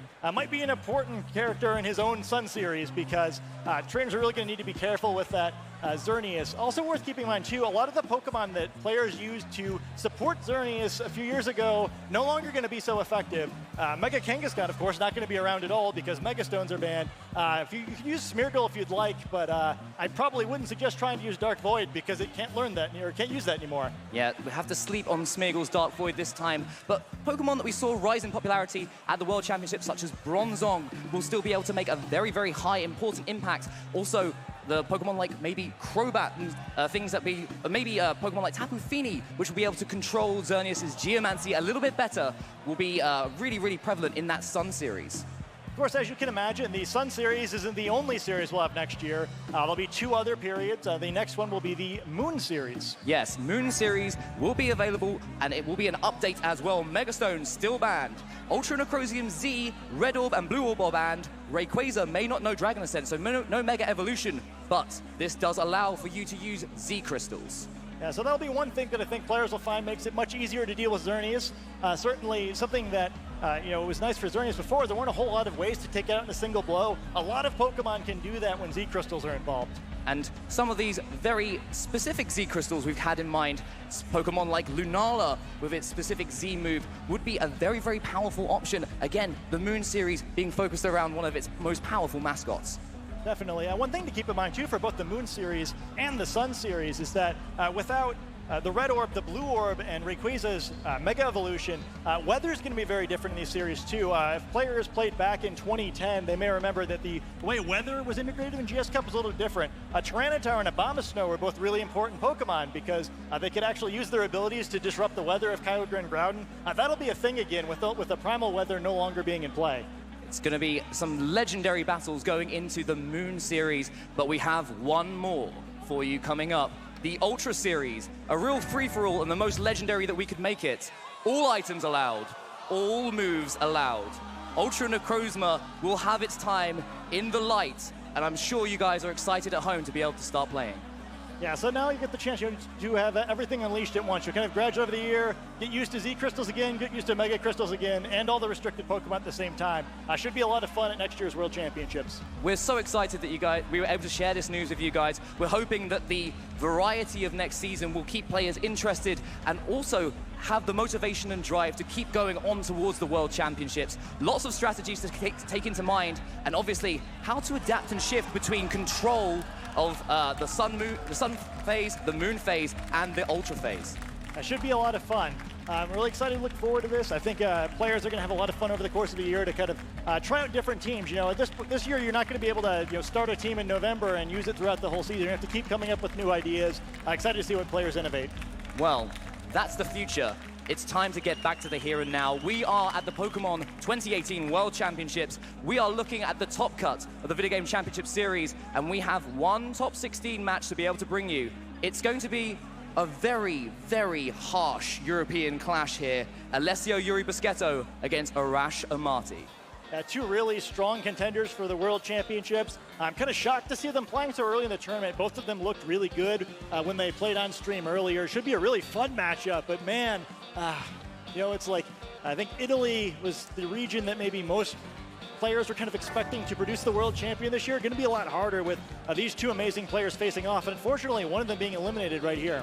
Yeah, you can see both players are on your screen right now. We've seen both of them throughout the day and really commanding performances. We saw, unfortunately, Alessio's first loss of the day when he was playing earlier, and it went quite south for him after that. He took another couple of losses, but he still managed to make it into the top cut, and he is going up against a friend in this knockout part of the tournament. And we can't stress enough how much these two players, Yuri in this year being one of the most consistent championship point earners, and Arash Amati obviously with the history of his world championships, but also not to discredit his other performances as well. Regional champion, national champion, world champion, unfortunately not an international champion, but he's looking to add a second world championship title to his name right here.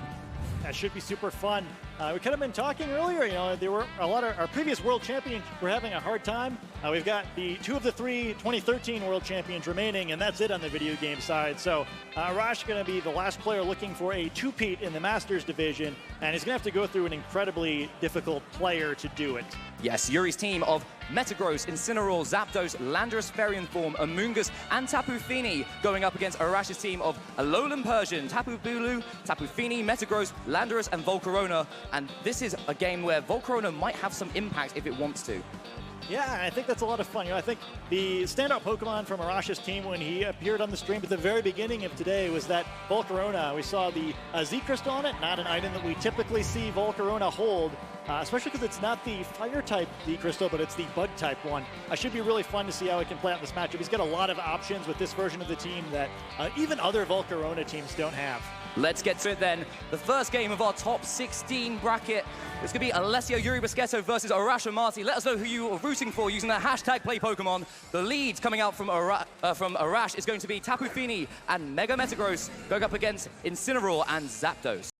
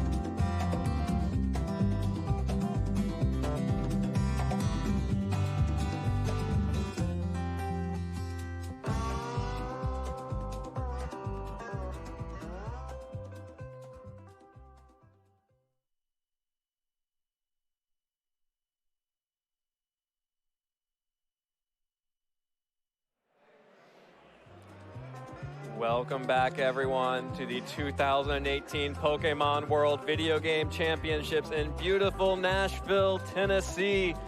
This gorgeous city has played host to us for 2 fantastic days of Pokemon already, and we are only getting started with our elimination bracket. Welcome back here to the Music City Center in beautiful Nashville, Tennessee. My name is Evan Latt, and I am thrilled to be sharing the desk for our top 16 match with Gabby Snyder. Gabby, welcome to the elimination bracket. Thank you, and I'd just like to say shout out to the GS Cup for being the 2019 format. That's the Gabby Snyder Cup. Don't let anybody tell you otherwise. And on that note, let's start talking about this top 16 match because that is way more important than my ego. Well, it is a battle of the egos for our top 16 match. It is an Italian special here. Both Simone Sanvito and Roberto Peretti, who are both representing Italy, will be deciding once and for all which of these Italian trainers is going to be on top, advancing into the top 8 for not just a place in the top 8, but bragging rights over their fellow Italian countrymen. Although there is another Italian match happening on the other side of the bracket, but for now, we're just going to have to see who can come out on top, Simone Sanvito or Roberto Peretti. Yeah, what an insane top 16 round. I mean, here on the side stage, we have 2 Italian players battling it out, and on the main stage as well. Not a great round for Team Italy, but knowing that they're guaranteed to have 2 players move on to the top 4 here at the Pokemon World Championships must feel pretty great. It's just a matter of who. Absolutely, and will it be Simone Sanvito, who is running the Gengar, Tapu Fini, Tapu Bulu, Incineroar, Clefairy, and Como-o team, or will it be Roberto Peretti, who is running a Kartana, Tapu Fini, Tyranitar, Gengar, Incineroar, and Landorus Therian form? Simone Sanvito bringing that Como-o. A lot of players wondering if Como-o would make it past day 1, would make it into day 2. It's in top cut. It's ready for a top 8 berth. It's in top 8, but the big question here is how can Roberto stop it? As you may know, Como-o loves to use its Z move, that Clangerous Soul Blaze, to boost up all of its attacks and just make it this huge threat. Usually to stop it, a lot of trainers will rely on something like speed control, maybe a Trick Room, or just being able to block the Dragon-type attack with Fairy-type Pokemon on the field. In this case, Tapu Fini is the only Fairy-type Pokemon that Roberto is going to be bringing, so I think he's going to have to think very carefully about how he's going to stop that Como-o. And, you know, Simone, his team doesn't rely on it. You know, we've seen him earlier today actually play the team in a mode that didn't rely on Como-o, so there's definitely a lot of cards on the table, and it's going to come down to how these trainers decide to play out this game. All right, well, you can see the players have both chosen to lead their Gengar. Both players being able to activate the Shadow Tag ability, which basically makes Shadow Tag useless now. Interesting, interesting consideration for the mirror here. But Simone has decided to go with Gengar and Clefairy.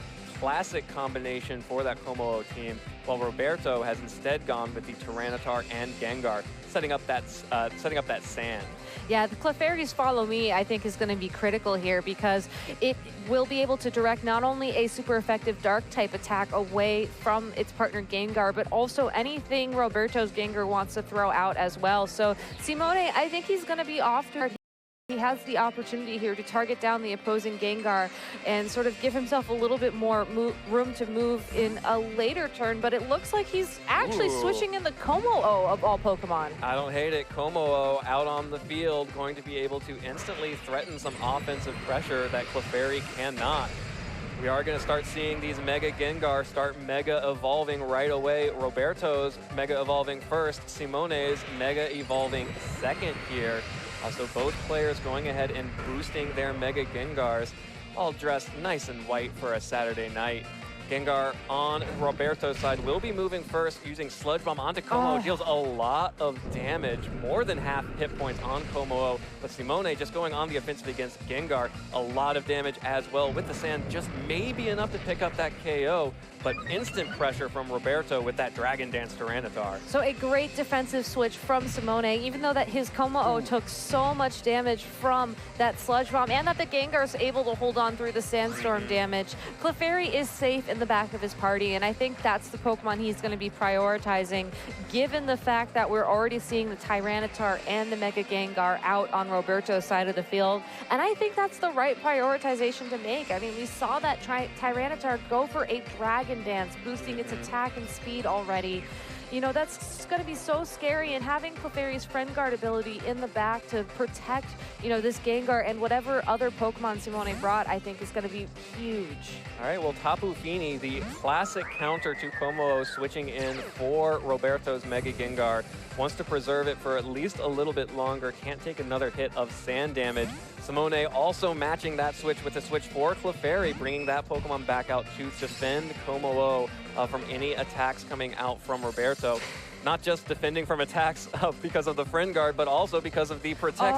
Roberto, though, going for another Dragon Dance. Simone not going on the offensive, leading a little bit more defensive than Roberto, and about to get punished for it with 2 Dragon Dances on that Tyranitar. Yeah, with no speed control seemingly on Simone's side of the field, that Tyranitar is most likely going to be moving first, and I think it has its pick of what it can do here. You know, I think a Rock Slide at +2 attack should be enough to knock out that Como outright. Won't be redirected by the Follow Me. It's going to come down to this Friend Guard, but even then, you know, Tapu Fini free to attack here as well. So Roberto, I think he's done a really good job of noticing one of the weaknesses of Simone's team, which is simply that he really only has one attacker on the field at any point in time, and it's very easy to weave in those stat boosting moves like a Dragon Dance or even a Calm Mind when you're given that opportunity. Well, no switches coming out from Simone's side. Clefairy just going to go ahead and protect itself for this turn.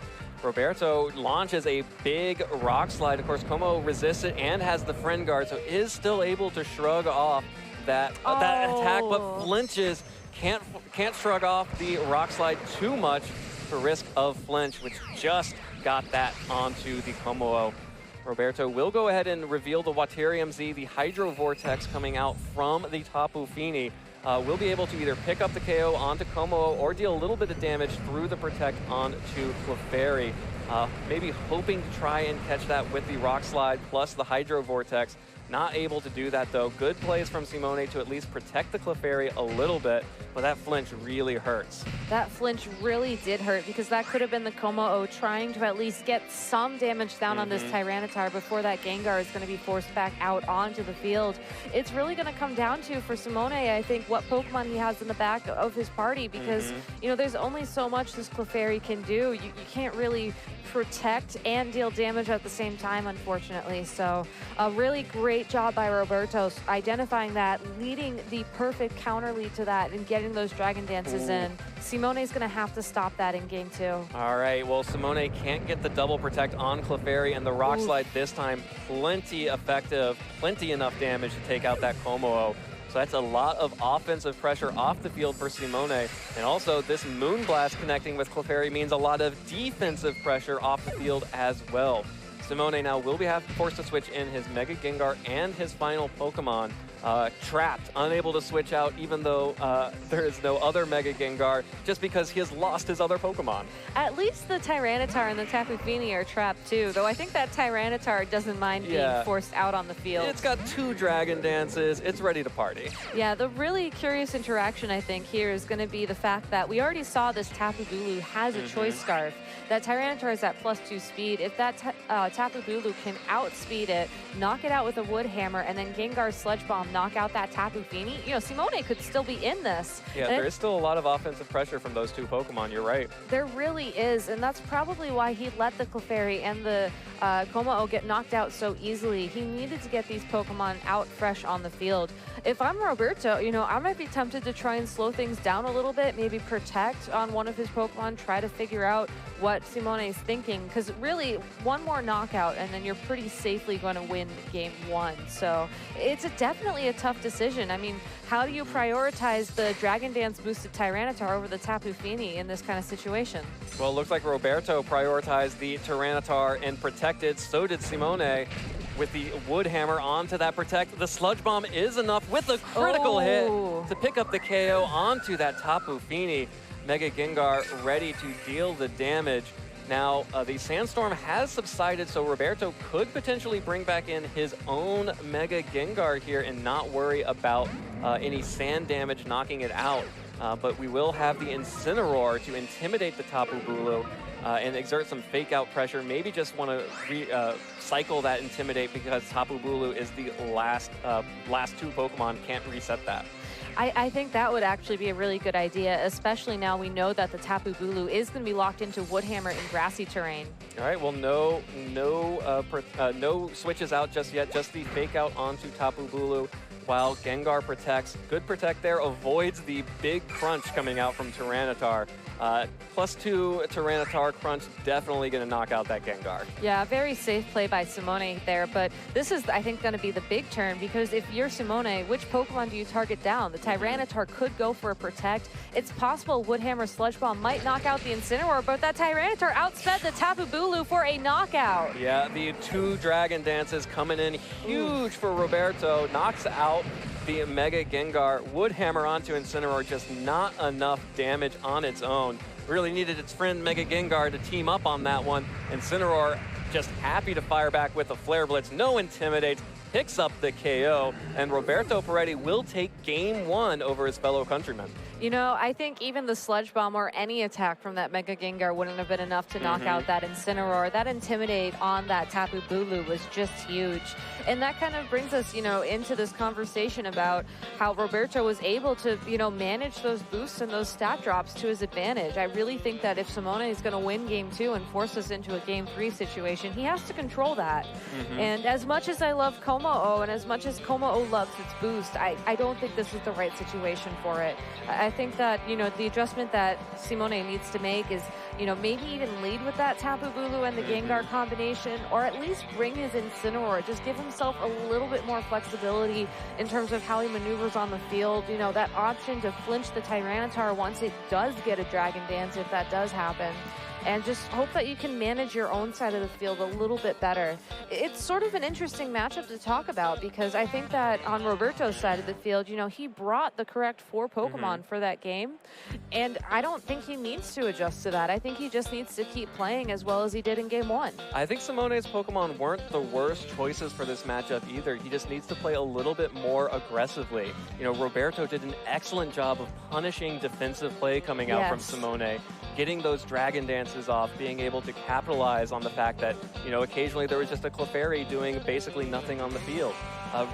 Simone really needs to amp up the pressure on Roberto, or else that Dragon Dance Tyranitar is just going to run over his team again. Yeah, definitely. So hopefully there's going to be an adjustment. It looks like it's a little bit different to start things off. Going immediately offensive with the Como-O lead alongside the Gengar will match up against the Gengar Tyranitar from Roberto's side, and that is a much better position to be in.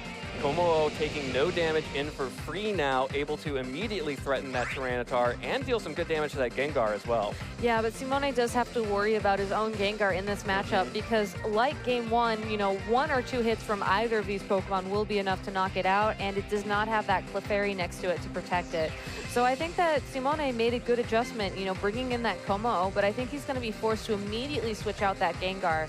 If he's brought Clefairy in the back, maybe now's the time to switch it in, try to protect Como-O a little bit while it takes a turn to get up that Clangorous Soul Blaze. But it looks like it's actually Roberto's Gengar that's going to switch out first. Yeah, if Como is on the field and you have Tapu Fini in the back, you are switching out one of your Pokemon for Tapu Fini. Just cannot let Como get any kind of momentum going. So the Gengar switching out for Tapu Fini. Simone will Mega Evolve his Gengar, trapping both the Tyranitar and the Tapu Fini in here with the Como-O. Shadow Ball from Simone will connect to Tapu Fini as well, making sure it doesn't get in for free. But it's time to go honky-tonkin', because here comes the Clangorous Soul Blaze. I think you've been waiting all weekend to make that joke, huh? Oh, well, I learned from the best. Yeah, even though it won't deal any damage to Tapu Fini, I don't think it's the damage really that you want from a Clangorous Soul Blaze. You want the attack boost, you want the special attack boost, you want the defensive boosts. I mean, the damage is just nice. The damage is just gravy on top, I think, is the saying. So in this case, this Como-O definitely going to have to watch out for a Moonblast or two in the upcoming turns. It's not usually known to carry Poison Jab. That's kind of a rare move, I think, at this point in the metagame. So still have to be careful about how you play it. But we know that this Tyranitar and the Tapu Fini are locked in on the field. Oh, but Tyranitar is going to match those boosts with boosts of its own using that Dragon Dance, getting that speed boost and an attack boost. You know, it's not quite the same as the Clangorous Soul Blaze, but we saw how much work Tyranitar did after a couple boosts last game, so no slouch in that department whatsoever. And if Roberto gets greedy this turn and decides to go for a second Dragon Dance like he did in Game 1, that honestly might be the end of it for Simone. So he really has to respect the threat of the Tyranitar and also respect the fact that it could very easily go for a Protect here. It's a very difficult decision for him to make. You know, the Como-O could go for a Clanging Scales, but seeing how much that the Clangorous Soul Blaze did, plus the Misty Terrain, that does have the damage of Dragon moves. Yeah, you mean the no damage that it did? Yeah, basically. I mean, Sandstorm special defense boost, Misty Terrain, it was unfortunate for that poor Como-O. Just but absolutely everything working against it. It does, it does. So I really think the best thing Simone can do is maybe try and double down on this Tapu Fini and just hope for the best, hope for some way out of this situation. Well, the best way to get that Tapu Fini off the field for Simone is the Tapu Bulu. Gengar has to retreat, fearing a crunch coming out from that Tyranitar. Como-O will also protect itself with a Protect this turn, making sure that a Moonblast isn't going to deal any damage to it. Crunch comes out from the Tyranitar, +1 onto Tapu Bulu. Not very effective damage, just dealing a little bit, but Tapu Fini also catching the Tapu Bulu on the switch, and Roberto making sure that there are no safe switches for Simone. And now Tapu Bulu taking the sand damage, will heal up a little bit with the grassy terrain, but basically just canceling each other out, and Tapu Bulu has one shot here. If it uses Wood Hammer, it's gone. It does, and that's such a risky spot to be in, but if Simone is going to trade the Tapu Bulu for something, I think either this Tapu Fini or a Tyranitar would be a good trade. I think if I were in his shoes, I'd prioritize that Tyranitar. It's definitely the more scary thing on the field, but again, still has that Protect option available to it. Tapu Fini, I feel like, is pretty safe to go for just another Moonblast. It doesn't even really have to worry too much about which one it targets, because either of these Pokemon would be a good shot. So Roberto just doing a great job of keeping that pressure down, keeping that field advantage. And, you know, Simone, I think he's doing the best he can, but he really needs to find a way out. All right, well, Roberto taking advantage of the ability to switch here, switches out Tapu Fini for Incineroar to get an Intimidate off onto that Tapu Bulu. I'm going to make sure that this one Wood Hammer that Simone has left is not going to be as threatening as it might be. Substitute actually coming out from Como-O, so Como-O showing that it has some defensive options, taking advantage of that switch, and actually the superpower coming up from Tapu Bulu will allow it to make multiple attacks here, but the sand damage neutralizing the grassy terrain again, and the fake out pressure from Incineroar means that that's probably about all it can do. And Tapu Fini could easily switch in as well at this point. It easily take a superpower, you know, take no damage from the Como-O. Roberto, I think, has done a good job of just keeping up that pressure he had in the past turn. I think Simone is going to be forced to switch out that Tapu Bulu here if it's something that he wants to try and preserve. But then, you know, Tyranitar could go for a crunch into that slot as well. What is that last Pokemon? Ooh, Clefairy is the final Pokemon in the back. Possibly, weirdly enough, possibly the only Pokemon that could safely switch in on his team, take some damage from a Pokemon like Tyranitar. We are going to see the Clanging Scales coming out from Como-O, dealing a little bit of damage to both Pokemon. Of course, will drop the defense of Como-O, so Como-O now starting to become even more of a glass cannon. But Tyranitar taking this opportunity to set up another Dragon Dance. However, this substitute is really interesting. We saw in Game 1 even +2 Dragon Dances with the Clefairy beside Como-O was dealing less than the hit points of a substitute. So that's at least one rock slide it can take. It can take one rock slide, and I think that's going to be really important here, but it's going to take, I think, 2 more Clangorous Soul Blazes to knock out that Tyranitar and the Incineroar. It's just, Como is just not very offensive, unfortunately, due to that Sandstorm on the field, at least in regards to Tyranitar. All right, well, Incineroar retreating for Tapu Fini. Again, if Como is on the field and you have Tapu Fini, you want them in head-to-head play. Tapu Fini setting the Misty Terrain again, while Clefairy going for a helping hand here. Wants to give Como the best opportunity to deal damage to this Tyranitar. We're going to see the Rock Slides coming out, deals good damage to Clefairy through that Eviolite. The substitute takes damage from Como, is still around because of how bulky it is, and the Friend Guard Clinging Scales with the Helping Hand boost deals a little bit of damage, but that's still 3 hits. And now the defense keeps dropping.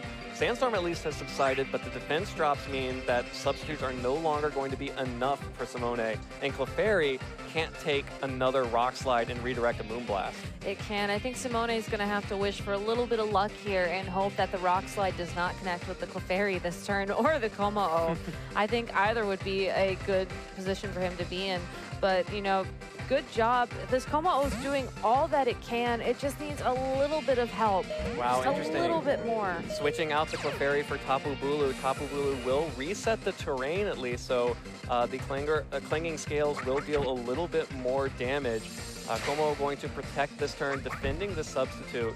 Looks like Simone just sacrificing this Tapu Bulu in hopes of changing the terrain here, as the Rock Slide actually misses Tapu Bulu, and the Moonblast goes into the protected substitute. Part of me wonders if he was switching in Tapu Bulu there to get a free switch in for Gengar in the next turn. Or just to save Clefairy for another helping hand, but with the new terrain. I know. Either of those, I think, would have been great, but the Tapu Bulu is still around.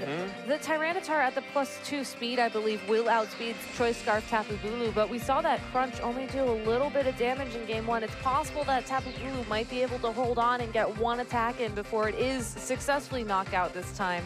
The big question is, though, the last time we saw this situation earlier on in this game, Tapu Fini switched out for the Incineroar. If Simone calls that, he might immediately switch in the Clefairy here to save that terrain again for later and maybe even get a little bit more of Tapu Bulu's health back at a future point in time. It's such a tricky thing. Do I prioritize the terrain? Do I prioritize just trying to deal damage? In Roberto's shoes, you know, I think he can play it very safe and switch in that Incineroar again because he has such a amazing lead with those Dragon Dances. He can afford to a little bit of wiggle room. All right, well, Simone trying to get the Clefairy back out on the field here. The Friend Guard defending Como. Rock Slide this time connecting with both Pokemon. That will mean that Clefairy has been sacrificed on the switch in here. The substitute this time will fade from Como, which means that it is open to Moonblasting from that Tapu Fini. No damage dealt to Tapu Fini from the Clinging Scales, but this is going to deal, oh my gosh, a lot of damage to that Tyranitar. Actually, without the terrain, able to knock it out. Tapu Fini will get the Moonblast off here and pick up the KO on to that Como. But now Simone has the Tapu Bulu, has the Mega Gengar in the back to go up against Tapu Fini, Incineroar, and Roberto's Mega Gengar. Really going to come down to, you know, these Gengar. Who will be able to actually go first? And I believe in the first game we saw that Roberto was regularly moving before Simone. And this Tapu Bulu, I think, is also going to be forced to lock into Superpower if it wants to have a hope of dealing with that Incineroar later on, because Gengar and Incineroar really aren't the best matchups. I think the only thing that Simone has going for him is the potential of a speed tie here between the two Gengar. Well, Roberto has not Mega Evolved his Gengar just yet. He hasn't, which is something interesting. But on the other hand, like, he can easily Mega Evolve it this turn, and I believe, you know, the speed will update according to that Mega Evolution. So I don't think that's going to come into as much of a play here. I think the bigger interaction is just going to be how these Gengars are trained. You know, like you said, in Game 1, we saw the Gengar on Roberto's side of the field Mega Evolve first. We saw it move first, I think, even after that. So if Roberto is faster and targets down Simone's Gengar, you know, he's going to secure his spot in top 4. Well, Tapu Bulu is the fastest thing on the field and has a Rock Slide of its own. connects with both Mega Gengar and Tapu Fini, but Roberto, not flinched, will be able to Sludge Bomb back the Tapu Bulu. So Roberto's Mega Gengar going first. Simone will be able to get that off the field with a Shadow Ball of his own. Knocks out Roberto's Mega Gengar, but Tapu Fini will be able to get off a Moonblast here and then bring in that Incineroar. Really needed that flinch on the Mega Gengar for Tapu Bulu to stick around for at least one more turn. Instead, it's just going to be Mega Gengar. And even if that Tapu Bulu were to stick around, knowing that it has Rock Slide, that Incineroar could have faked it out, and then Tapu Fini would have been able to easily knock it out this turn because it can't protect. That Choice Scarf prevents that. So Roberto just really doing an amazing job of keeping up the pressure in every single game. Those Dragon Dances were huge, I think, in his victory here, and that's the kind of plays you have to make if you want to be the world champion. You need to keep up that pressure turn after turn after turn. And I think he's doing a great job of representing his country here at the World Championships. Well, Simone trying to protect and extend his stay in the World Championships here, but Hydro Vortex hits through the protect, so we'll be dealing some damage this time around. With that extra damage from Hydro Vortex, with both the Incineroar and the Tapu Fini on the field, there is just not enough damage coming out from Simone's Mega Gengar. And Roberto Peretti is going to be advancing into the top 8. If you had told most people that we would have, a couple of Italians in the top 8, Roberto Peretti would probably not have been on that list. It would have been someone like Simone. It would have been like an Arashi Madi, like a Yuri Boschetto. But Roberto here, who has previously just had top 16 placements, has now made a top 8 finish in the Pokemon World Championships. Wait, top 16 at the regional level? Regionals and top 64 at the Intercontinentals level. That's insane. It just goes to show you how a little bit of practice and a lot of good turns can bring you all the way to top 4 at the Pokemon World Championships. Even though Simone lost, I'm sure he's proud that Italy is sending such a strong player into the top 8 here at the Pokemon World Championships.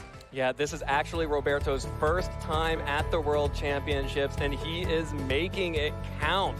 Knocking out Simone Sanvito in our top 16 match, advancing to the top 8, where he is going to continue his Cinderella run with an opportunity to become the world champion here. Yeah, congratulations to Simone, though. I believe he's just earned himself the title of the world's best Como-O player. So, it's not the world championship title, I'm sure, but it's something. It's something. I think that's pretty special, personally. We all take our wins where we can find them, and I'm sure Simone is probably a little bit disappointed not to be the world champion just yet, but a strong showing here in the top 16, and you can see it on the two players' faces, the conversation they're having after the game. Roberto Peretti is so excited to be making his way to the top 8 of this tournament. Again, first time at Worlds, has never placed above the top 16 before, now one of the top 8 players in the entire world. Yeah, it was a really rough matchup, too. Not necessarily for him, but for Simone. I think his team does a really good job of sort of balancing out a lot of the different kinds of play styles you can see here at the World Championships. I mean, to kind of break it down on paper, since we didn't have time to do this earlier, he has that very common fire, water, grass core with the Tapu Fini, the Incineroar, and the Kartana, even though we didn't see it. That Tyranitar wasn't even a Mega Pokemon, but still was able to apply immense pressure on any Pokemon on the opposing side of the field. You get 2 Dragon Dances, it's basically a Mega. Exactly. I mean, if it's not a Mega in form, it's a Mega in just how you have to deal with it. And then, Landorus, just one of those star Pokemon we keep seeing again and again, year after year. It's just such a well-rounded team, and Roberto really had the plays to back it up. And I think that's what separates someone, from day 1 to day 2 to top 8 here at the World Championship. It's the team and it's the plays. Yeah, absolutely. And, playing against a Como-O team is a perfect way to showcase that. Exactly. Because the Como-O teams are ones that have very defined win and lose conditions. So being able to identify where you're at in relation to those win and lose conditions is incredibly important, and it's not always obvious with some of these teams. There were multiple times where Simone could have put that Tapu Bulu in a position to sweep, but Roberto was always ready for that, always one step ahead of that Como-O team, which proves that he is going to be a player to watch in the top 8 match coming up because he has the skill behind it. And most importantly for a tournament like this, he's hot. Like, he's on a hot streak. I think this is the definition of a hot streak. I mean, talk about a breakout performance all the way to top 8 at Worlds. That's just nuts. It's 2-0, a dominating performance in that top 16 match. You know, there were only a few times where it looked like Simone had a shot to get back into the game, and Roberto closed that out every time. Yeah, shout outs to Dragon Dance, I guess. I think that was really the MVM. Most valuable move slot? Yeah, MVM. But and I guess Tyranitar too was MVP, you know. Yeah, I mean, someone has to be there to take the buffs. Exactly. Well, let's hear from Roberto himself down in our interview station about his Cinderella run here at the World Championships. Take it away. Thanks, guys. I am here with Roberto. Tell us about that last match. What was the highlight for you? It was a matchup really hard, but I managed to find the lead very strong, and then I won 2-0. So I was a bit lucky in game 2 because I missed rock slide on his Bulu, and it was a free switch for his Clefairy or Gengar, so it was lucky. But I'm happy, but not happy at all because Samvi lost. Samvi is my friend, my old friend. So we are in the same team in Italian. So yeah, I'm not happy before, but I'm super happy. I understand because you have advanced now to the top 8. What does that mean to you? It's a blast because I started from the day 1 and I made 7-1. It was totally unexpected, because I said, okay, let's try worse, but I am prepared with my team, but I'm not sure at all if I can win 7 matches. But it was pretty confident, and then I made 5-0, and then 5-1, now 7-1. Now I'm in top 8, wow. What do you think overall you're doing right as a player right now? If someone is watching from home and saying, I want to do that, what are you doing well? I was confident that my team is pretty strong in the best of 3. I had a lot of testing in the showdown, but showdown is best of 1. A lot of sets of the opponent are a little tricky, so in best of 3 you can you can know them, you can write them, and then the team is really strong. I totally like it because I really like Gengar and the Trap, and Kartana is one of my favorite Pokemon this year, so I played really well, I think. I was a bit lucky today because I had a bye in the round 2, but it happens. Is there anything you want to say to your opponent or your team? Like you said, everyone from Italy? Samvi, I love you, and I'm sad that you lost, but be happy for me. Thank you. I want to say that Intimidate is my team, Italian team. Samvi is joined. You are amazing guys, and I also want to thank Laboratorio Memes. It's a great group with some players of Italy, and they are all nice. So, bye. Great, awesome. Thank you so much for your time. Thanks for sharing your insight. And guys, we're going to have lots more to talk about. You can too. Use the hashtag #PlayPokemon and find us on social media at /Pokemon everywhere you'd like to. Be sure to let us know what you think, and we'll be back with more from the Pokemon World Championship right after this.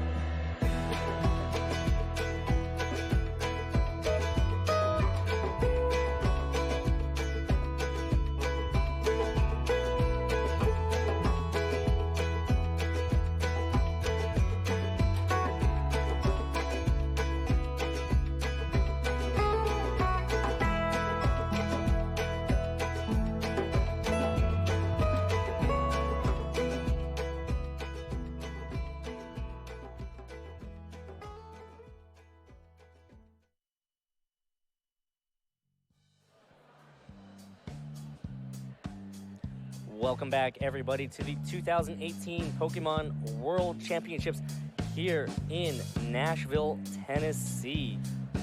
We are so excited here right now to, well, pretty much get started here, or almost get started in the top 8 of the World Championships. And it is going to be an intense set of battles. Of course, yeah, at this point, we are streaming every top 8 set. So right now, I believe we are on the side stream, but of course, on the main stream, you can watch the other top 8 games, and we'll be running these simultaneously. So all 4 top 8 games will be streamed. All 2 top 4 games will be streamed, and of course, that leads to Championship Sunday and tomorrow. Of course, if you have been enjoying the action, don't forget to follow along on social media. Of course, use that hashtag #PlayPokemon. You guys have been doing a great job with that throughout the entire weekend. Phenomenal, phenomenal. I hope to keep seeing you guys tweet.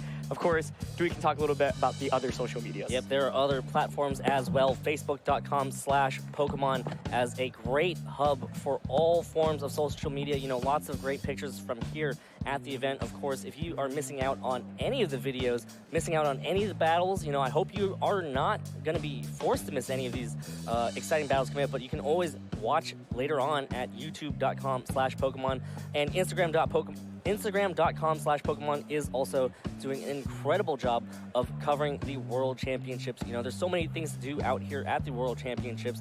Lots of demos, just, you know, watching with all your friends, meeting new people that share this common interest in Pokemon. So, you know, go ahead and check that out if you want to see some pictures here from the World Championships. Absolutely. And at this point, I believe we have all 8 final players for this Top Cut bracket determined. So, of course, we had 17 players to start off Top Cut. We had that 1 play-in match, and then just now we had 8 top 16 matches. Players have been eliminated from there, and now we have this final 8 bracket. And to me, it always felt like the top 8 at the World Championships. Like, that in itself was such a prestigious accomplishment. Of course, top 16 or Top Cut in general is so big, but I mean, now making day 2 of the World.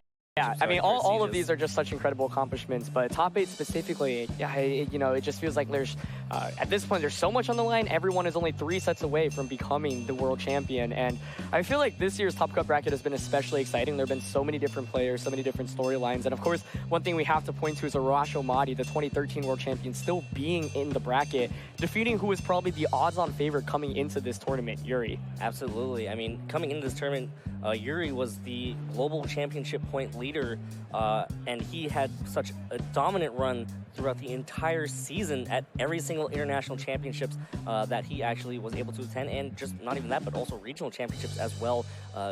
Gaining a large amount of championship points, facing off against Arash Madi. What a highlight match that was. You know, Yuri, who was heavy favorite to become a world champion, going up against a former world champion in Arash Madi. Of course, Arash moved on to the top 8 in pretty convincing fashion, actually. Yeah, we knew that was going to be a fun one, but in the end, Arash just had Yuri's number. But, I mean, props to Yuri for, once again, having such an incredible season. He might not have won it all, but he's top cut almost every international championship this year. He's had the most points, as you mentioned, in the world and championship points. And then just the top cut worlds again. He did it last year and got top 16. Top 16 again, once again this year. He's easily one of the favorites to win everything next year. So we'll definitely be keeping an eye on him. But so many other incredible players in this bracket as well. And from all over the world as well, yeah. And I think, you know, the diversity in countries, especially in the more recent world championships, has been really, really exciting to follow along with. So I don't think I actually know the results of a lot of the other top 16 games yet, but we should have a bracket pretty soon, as well as the top 8 players to announce to you guys. Yeah, I mean,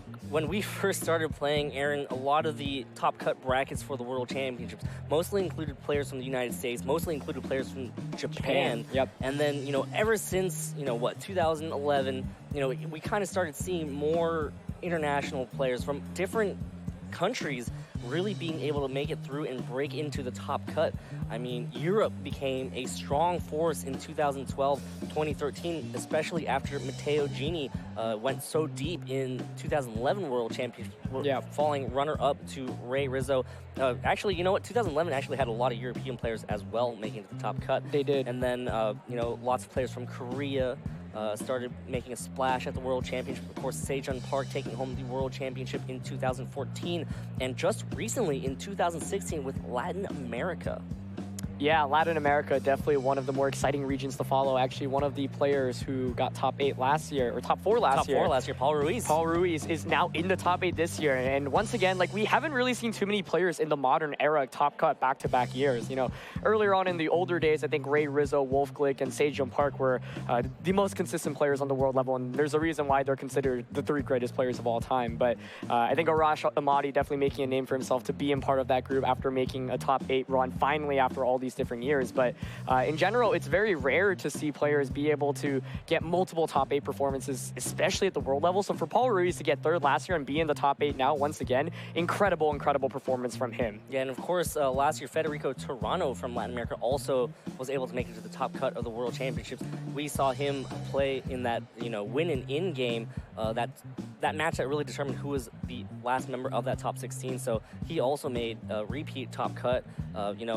Top 16 is not quite as prestigious as top 8. I'm actually not sure how his match ended up. He won, actually. He was the 16th seed, so he defeated the number 1 seed from Japan. Fun fact about Fede, actually, he last year also made it to the top cut, but was in that play-in match as well. So he actually lost to Wolf Glick last year and missed out on top 16, but he made top cut. So he's actually top cut 2 years in a row. He's just been on the lower end of the bracket. This time around, though, he was able to win his win and in game into that final 16 bracket. And then, in Pokemon seeding really doesn't really matter at all. At the point, it's a completely new tournament. It all comes down to matchups and how you're playing. He played phenomenally, moved on to the top 8, and there's actually only 1 American player left after 4 in the top 16 bracket. So Brendan Zhang was eliminated in top 16, and then Emilio Forbes defeated Paul Chua in the top 16, and both of those are American players. I think Paul also one of the favorites every year to win every World Championship that he's competed in, and he actually hasn't had a deep run in the Masters division. The last time he did well was in the Seniors division in 2013 with a top 8 finish. So Paul finally able to have a really strong performance in Masters. I know that's something he's been looking for. I'm sure he's disappointed that he was knocked out earlier, but at the same time, still an incredible run by him. And then Carson Comfort, the 2016 Seniors World Champion, this year's Latin America World International Champion, did fall to Paul Ruiz in that round of 16. So which was actually a rematch. It was a rematch, yeah. This round, yeah. And in that one, Paul lost 0-2. So impressive job by him to come back, and I think we're actually going to be featuring the last American player remaining in this tournament. It is going to be between Emilio Forbes versus Tomohiro Seki of Japan. This is going to be an exciting matchup. Emilio Forbes actually last year had a very deep run at the North American International Championships, I believe. He's been around for a very long time. Absolutely, yeah. Emilio perhaps one of the most underrated players from the North American region, in the sense that he's always been really incredibly strong. He's had deep runs, but I feel like he's very humble and modest and keeps to himself, and as a result, he's maybe a little bit less well-known, but he's actually been playing this game for an incredibly long time. I actually remember playing him all the way back in like 2013, and he's had some really deep runs, defeated some really great players, and I feel like in the last 2 years especially, he's been pretty low-key, but still been playing incredible enough to qualify for the World Championships and make deep runs, and here he is as the only American player remaining, so eyes out are definitely on him after just an incredible run thus far, and defeating Paul Chua is a very, very big accomplishment, especially in a tournament like this. Yeah, Emilio actually had to grind through day 1 in order to make it to day 2, and here he is just 3 more wins away from becoming possibly the future world champion. Over on the other side, Tomohiro, who actually finished this year in the 2018 Japan National Championships with a top 8 finish. So, the Japan National Championships is a different circuit, right? It's qualified through a Wi-Fi tournament, and then you move on to the actual Japanese National Championships, where you play like a best-of-1 Swiss format, and then you finally move on to a top cut. Yeah, he and Brendan actually had a really, really intense game. I believe they were the last game in top 16, and it went down to the wire. And I think at the end of that game, I actually saw both his Pokemon and Brendan's Pokemon fainted at the same time, but he won due to the Life Orb mechanics. So that was really, really crazy. He definitely has a really interesting take on a more standard team. Emilio running a really, really fun team as well, rocking some really fun stuff. Latias we've seen a little bit of throughout the course of this tournament, especially with that number 1 seed from Japan, but I believe Emilio actually has his own Latias, so that'll be exciting to watch. Either way, we're in for an amazing set. Yeah, and for those of you just tuning in, here is a quick video on how to play VGC if you want to get into it next season. Battles in the Pokémon video games are exciting tests of strategy, but if you're a newer player, it's easy to get overwhelmed by the choices. When it comes to training and battling with your Pokémon, where do you begin? Here's a simple guide to help break it all down. Pokémon, as well as the moves they attack with, are split into different types, such as grass, fire, and water. Each of these types has strengths and weaknesses against each other. So a grass-type Pokémon is weak against fire-type moves, but resistant to water-type moves. A more dramatic example would be that electric-type moves are strong against flying-type Pokémon, but won't hit ground-type Pokémon at all. Some Pokémon possess 2 types instead of 1. Rowlet is both a grass and flying-type Pokémon, with the combined weaknesses and resistances of those 2 types. So what makes a Pokémon unique, even from others of its own species? It's a combination of the Pokémon's moves, its stats, the item it's holding, and its ability. Pokémon can learn many different moves, but may only know up to 4 at the same time. All moves are split into 3 categories: physical moves, special moves, and status moves, represented by the symbol next to each move. A Pokémon's stats can vary wildly from one to another and are a big factor in each Pokémon's unique battle strategy. A Pokémon has 6 stat categories. If a Pokémon's HP reaches 0, it will faint and be unable to battle for the rest of the match. A Pokémon's attack determines how much damage it deals when using physical moves like Wild Charge or Icicle Crash. Meanwhile, its defense determines how much damage it will take from an opponent's physical moves. Special attack and special defense function similar to attack and defense, but are considered for special moves like Thunderbolt or Ice Beam. A Pokémon's speed stat determines the order of battle. When 2 Pokémon face off, the one with the higher speed will move first that round. Each Pokémon can hold a single item given to them by the player. Some items are consumed by the Pokémon for a one-time effect, and other items have a long-term passive effect. Each Pokémon possesses an ability which comes into effect automatically when specific conditions are met. Rowlet's ability, Overgrow, boosts the power of its Grass-type attacks when its HP is low. Certain abilities show a message on screen when they activate. Finally, a brand new game mechanic for Pokémon Sun and Moon players are Z-moves. These are super-powered versions of standard moves that can only be used once per battle. There's a lot to consider when deciding which Pokémon to battle with, especially with trainers being allowed 6 Pokémon on a team. Focus on the basics to start. Find your favorite Pokémon and train it to have moves, an item, and an ability that play to its strengths. Then, find some teammates that help cover your first Pokémon's weaknesses. You'll have a solid, battle-ready team before you know it. If you want more information on how to train or battle with your Pokémon, you can find resources on Pokémon.com. Want to watch the pros battle it out at our premier tournaments? Watch on Pokémon.com/live. A great introduction to VGC to anybody that's actually interested.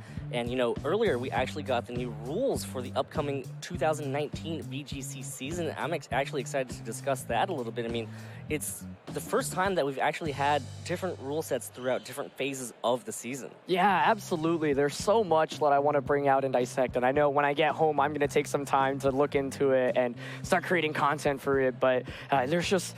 First of all, I mean, normally the way VGC has worked is after the World Championships, there's this time period where we still played the rule set that the World Championships was under until January 1st. And so I actually used to really like that because it's cool. I feel like you're able to see what teams did well at Worlds and then figure out like a post-Worlds team. What after. Yeah, that was always one of my favorite kind of meta games to play in. But I think this will be even more exciting where regional championships are actually going to start in September with this new rule set. And I think... the first one is so exciting, right? I mean, first of all, no Primal Kyogre, no Primal Groudon, no... Was it both Z Crystals and Megas, I believe? I believe so, yeah. Yeah, I mean, that's nuts. And I think it's going to be just really fun to both play and watch. And I've actually always been fighting for, you know, switching and rotating formats throughout the year. And this one will be fun because we're not completely switching formats. A lot of the Pokemon you're using will still be viable and allowed throughout the course of the season. But I think the strategies are going to change completely between each of the 3 subsets, and it's cool because they correlate with those international and regional championships, and so it's gonna be really exciting to watch. I think, you know, this year, and typically, you know, we have a format throughout the entire season, and then you see some metagame developments, but for the most part, it's relatively the same stuff up until maybe the World Championships. Some things usually change. Maybe like a Pokemon is released in the middle that gets a new ability like Incineroar, right, which was huge. Yeah, or back in 2013 when, you know, the Therians were introduced, and also the extra abilities, you know, the Defiant Tornadus and the sheer force Landorus incarnates that actually ended up running amok. So, you know, it's interesting because this is the first time we've really seen that. I mean, the first part of the season really reminds me a lot of 2010, that format where, you know, there were no orbs, no Z moves, no megas. It was just, you know, you get 2 restricted Pokemon, and, you know, one of the things that I see a lot of players actually mentioning is that, you know, without the orbs, weather is actually changeable now. There's nothing really as permanent weather. So, you know, Pokemon like Tyranitar that we didn't see in 2016, Pokemon like Abomasnow that we didn't see in 2016, or even, well, Alolan Ninetales didn't exist back then. Right, right. But, you know, really, you know, weather can be changed, and that's going to be big, I think, to combat with Groudon and Kyogre. Yeah, that's a really great point that I want to touch on first. I mean, we both played way back in 2010. Abomasnow is actually one of the best Pokemon in that format, often paired with Kyogre to spam Blizzard. It's also just a nice, bulky Pokemon, and Tyranitar was definitely used throughout the course of that season as well. And so those Pokemon basically saw no usage whatsoever because they can't cancel out the Primal Weathers from Primal Groudon and Primal Kyogre. But now that they are allowed, the primals are banned, I think we'll actually see a pretty high usage. Abomasnow especially was like so incredible because it could wall Kyogre, and Kyogre was one of the strongest Pokemon back then. You know, access to Water Spout was incredibly powerful, and having the upper hand against Groudon, you know, the other weather counterpart, that's a legendary. But like you mentioned, there are some new weather users as well, so it'd be cool to see something like Alolan Ninetales perhaps make a splash after. Or Vanillix. Or Vanillix. You never know. But of course, Alolan Ninetales did get a second at the World Championships in 2017, and perhaps something like Auroraville can actually go a long way in this new format where you really want to persevere and keep these bulky Pokemon around even longer. I think one thing Scott and Jay were saying on the mainstream when we announced these rules was, you know, Xerneas was really strong in 2016. That's probably going to be one of the main Pokemon we look at for this format, but it's lost a lot of its common partners. You know, Kangaskhan will not be allowed with it because it's a Mega in that first part of the season. Smeargle lost Dark Void, which was one of the main assets to it way back, and you can't pair it with Primal Groudon anymore. So suddenly, like, 2 of its main partners are just eliminated, and then Smeargle is significantly weaker. And then there are just a lot more counters to Xerneas as well. You know, that means more steel types can be used now because there isn't the threat of Groudon the entire time, or Primal Groudon. You can have normal Groudon, but at least it's a little bit easier to play around. So. Yeah, I mean, Primal Groudon was actually a pretty decent check to Xerneas, but now it's not even allowed. So,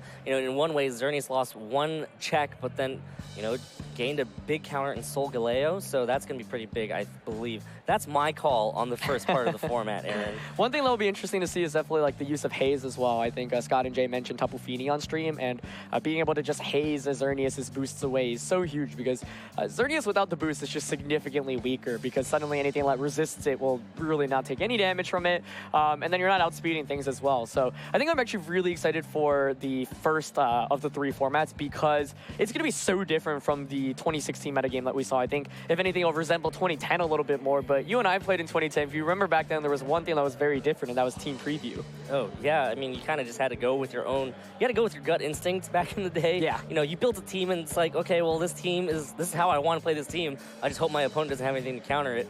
And then, you know, your opponent really doesn't know what it is, so they might not even have a counter to it, and then games could be over really fast. But, you know, Team Preview introduced in 2011, a little bit of history for all you folks watching at home here. You know, 2011 was when Team Preview came about, and that's when, you know, a lot of players just began moving towards these teams just full of solid Pokemon to be able to read and react to your opponents. Yeah, I'm excited to see the addition of all these new Pokemon, especially from the most recent generation, how those will fit in. Something like Tapu Koko or Kartana will immensely threaten Kyogre, which I expect to be a really, really good Pokemon.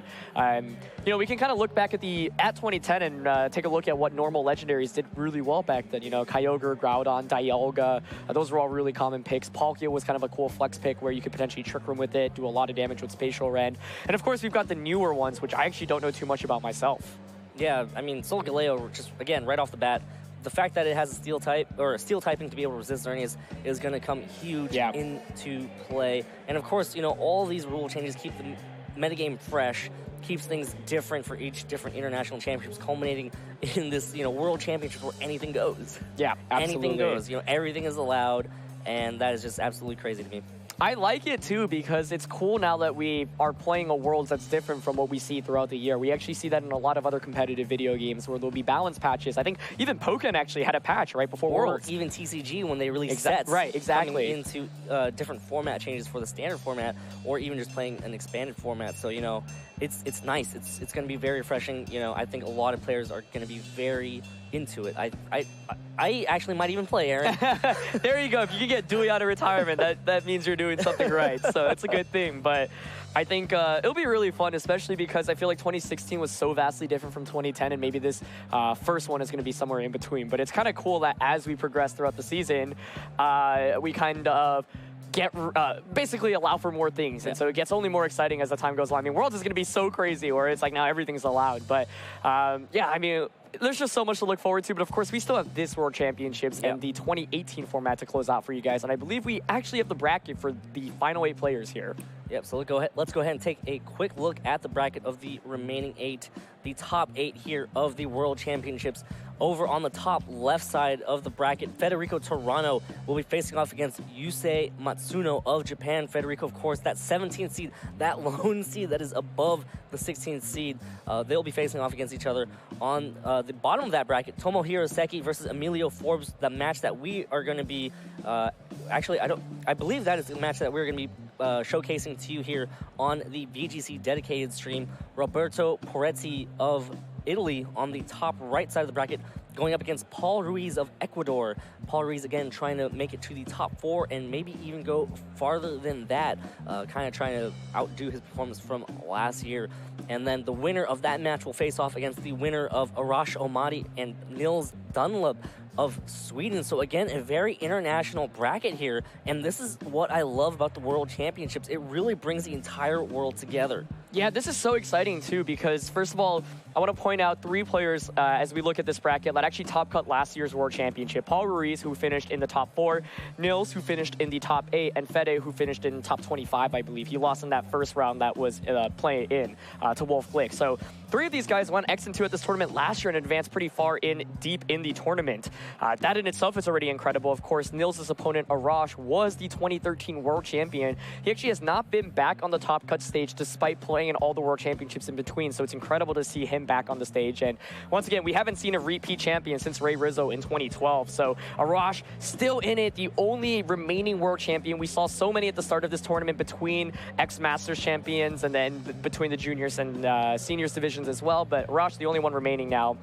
Roberto really making an incredible Cinderella run over from Italy, so really great play by him. And then 2 really strong Japanese players. I think this is exciting to me because these Japanese players perhaps maybe aren't as well known or established as some of the stronger players in the region. But they're here. They're here, right? And it feels like a lot of the times at the World Championships, the strongest players from Japan or maybe the most well-known ones typically perform. But here we are with 2 maybe underdogs from the region that have really emerged and have had incredible tournament runs with Yusei and Tomohiro. And they're on the same side of the bracket, which means there won't be a Japan versus Japan finals like we saw in 2015. Even if both of them move on, one will eliminate the other. And of course, Emilio Forbes, the only American remaining who is, once again, one of those American players that I think a lot of players often sleep on, really incredible and has been playing this game since, definitely since 2013, maybe even before that. And he has just been a phenomenal player, making such deep runs while being super to himself and very humble. So it's really exciting to see an American player, especially like him, make such a deep run. Yeah, and of course, we cannot forget about Nils Dunlop's accomplishments from last year. He actually made it to the top 8, and here he is back again at the top 8 of the World Championships. So that is, that's a tall task, right? I mean, you said it yourself, top cutting Worlds twice in a row, repeating it, not really heard of. And here Nils is doing that. So Nils wanting to be able to move on and improve on his top 8 finish from last year. But, he has Arash Omadi, former world champion, to face off against, kind of that Snorlax in the road, trying to block that path for Nils.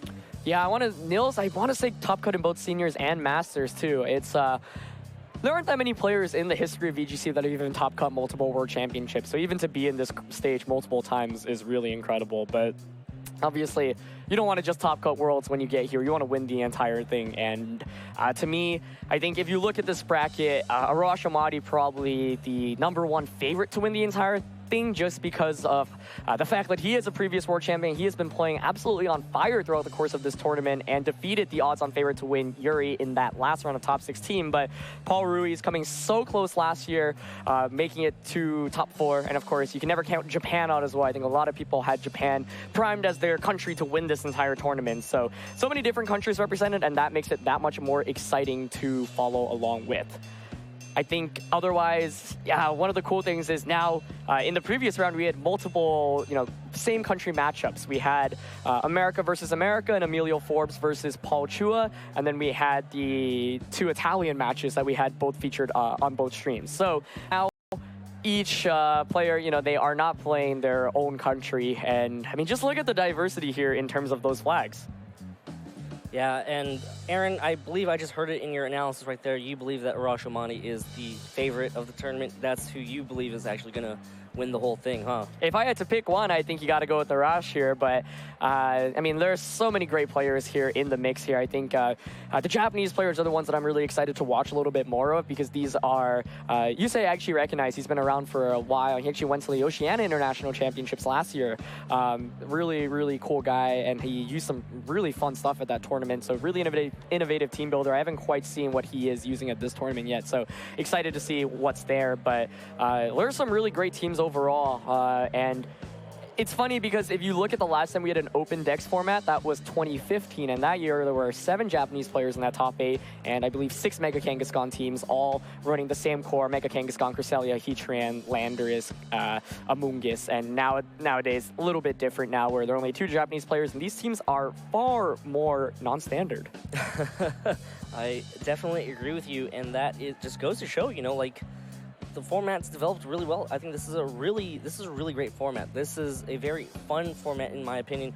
Obviously, a lot of Pokemon are your absolute favorites. I mean, Incineroar, Landorus, Therian, those are 2 very strong Pokemon, but it's just, you can build so much around that. I mean, Paul had a Gastrodon. I saw a Latias today. Brendan was running a very cool Nidoqueen team. This is one of the great things about these open dex formats, and the World Championships in general. It just opens up a lot of chances for creativity. And I think that, the World Championships is where a lot of creative teams do come out. Historically, again, I'm throwing it back to the history of VGC. 2009, Empoleon Toxicroak won the entire World Championships. 2010, Ray Rizzo had a Hariyama on his winning team. There was just so many different cool Pokemon in that top cut. There was a Parasect, there was a Mewtwo, there was a Togekiss, a Rotom in that final. And 2011, cannot forget about Ray Rizzo again with that Escavalier, the Gothitelle team that won it all in the World Championships. 2012 Wolf Glick with that Executor. Creativity just comes a long way here at the World Championships. Yeah, it honestly kind of bothers me when people look at 2015 and they only look at the top 8 at that World Championships. One reason why I'm actually really glad that we now have an X2 cut instead of just a top 8 cut is because that year there were around 16 to 18 players who finished with an X and 2 record, including Wolf Glick and Arash Omadi. And the players from 9 to 16 were using really incredibly cool teams. So if we had a top 16 bracket that year instead of a top 8 bracket, the narrative for that year would have been so different, where Arash that year was using Reuniclus, Wolf was using Charizard X, right? There were so many different teams that really spiced things up, and I think people kind of, that year left a bad taste in a lot of people's mouths. But if you even follow the format before that tournament, even after the World Championships, there were so many cool Pokemon being used and whatnot. So I'm really glad that this time in this top 8, we have so much diversity, so much different country representation. Overall, it should be a great show. Yeah, and we, again, are almost getting ready to get started here with the top 8. It's going to be an absolutely exciting top 8. The best of the best. I mean, the World Championships already contains the best players. Day 2 of the World Championships already contains the best of the best. And now we are down to our final 8, the top 8. And that is the best of the best of the best. 3 wins away, as you've already mentioned it, from winning a championship. Something that, I'm sorry, Aaron, but you just... you were close at top 4, and you know exactly how tough it is to be in this position. It is. Top 8 is already an accomplishment in its own, but, getting 3 more wins against the top players of the world is just a difficult task. And, what's some advice that you have to these players that are just watching? Man, I mean, I wish I could give them the best advice, but having lost in the top 8 and top 4 stage myself before, you know, maybe I haven't quite figured it out yet. But like you said, it's not easy by any means. It's some of the most stressful games of Pokemon you'll ever play.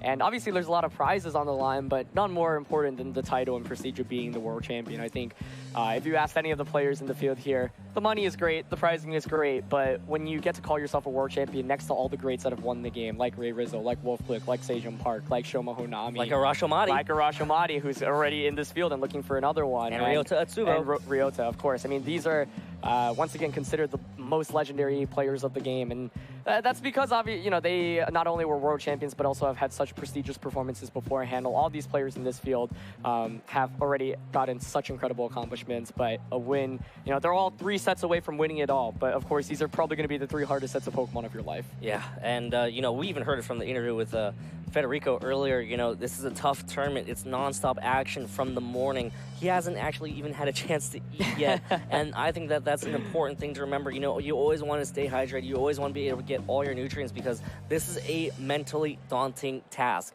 There's so much Pokemon going on. I mean, if you think about it, the players from day 1 had to win 7 rounds. Some of those players had to go through 9 rounds in order to finally secure the spot in day 1.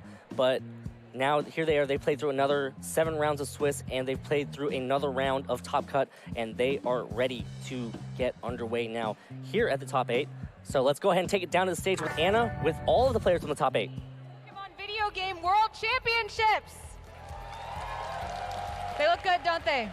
I'm going to introduce them one by one. Be sure to give them a big round of applause. And guys, when you hear your name, just wave, step up, say hi to Mom, whatever you feel like, all right? Our top 8 will be Federico Toronto, Yusi Matsuno, Emilio Forbes, Tomohiro Seki, Nils Dunlop, Arashi Madi, Roberto Peretti, and Paul Ruiz. Who's going to be the champion? Who's that? I can't hear you. I'm not sure. I guess we'll have to play to find out. Casters, back to you. Thank you, Anna, for that introduction of all of these wonderful players here. The top 8 of the world that you just saw on your screen. And, well, now the players are going to get ready to get seated. Again, we've already mentioned before, we have a matchup between Emilio Forbes versus Tomohiro Seki of Japan. Emilio Forbes is America's last hope in this World Championships to take that title back to America.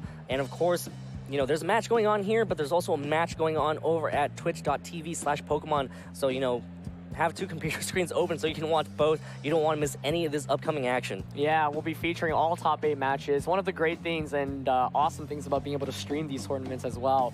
Back in 2013, during our first official stream, we only were able to stream 1 top 8 match and 1 top 4 match. So we've come a long way since then. Now we're able to stream all the top 8 matches and both top 4 matches, and that makes it that much more exciting. So we'll be streaming the top 8 matches simultaneously, but after top 8's done, I believe both top 4 matches will be on the main stream at twitch.tv/Pokemon. So we've still got a lot more Pokemon action for you. You know, I was just thinking about how hyped that Grand Finals was. I don't even really play Pokemon or understand it, but I mean, that's why I love the World Championships too, right? There's so many incredible games and players between all of us, and it's really fun to support all these other great players. So that was so much fun. But of course, yeah, we still have so many VGC games left, and these are the games that really, really get good. I mean, you get some of the highest level of play when you get this far in the tournament. These players are truly the best in the world and have the right to call themselves that, and we are so close to crowning a new world champion. It is an absolutely spicy match, Spicy as it is. Jay or Adam would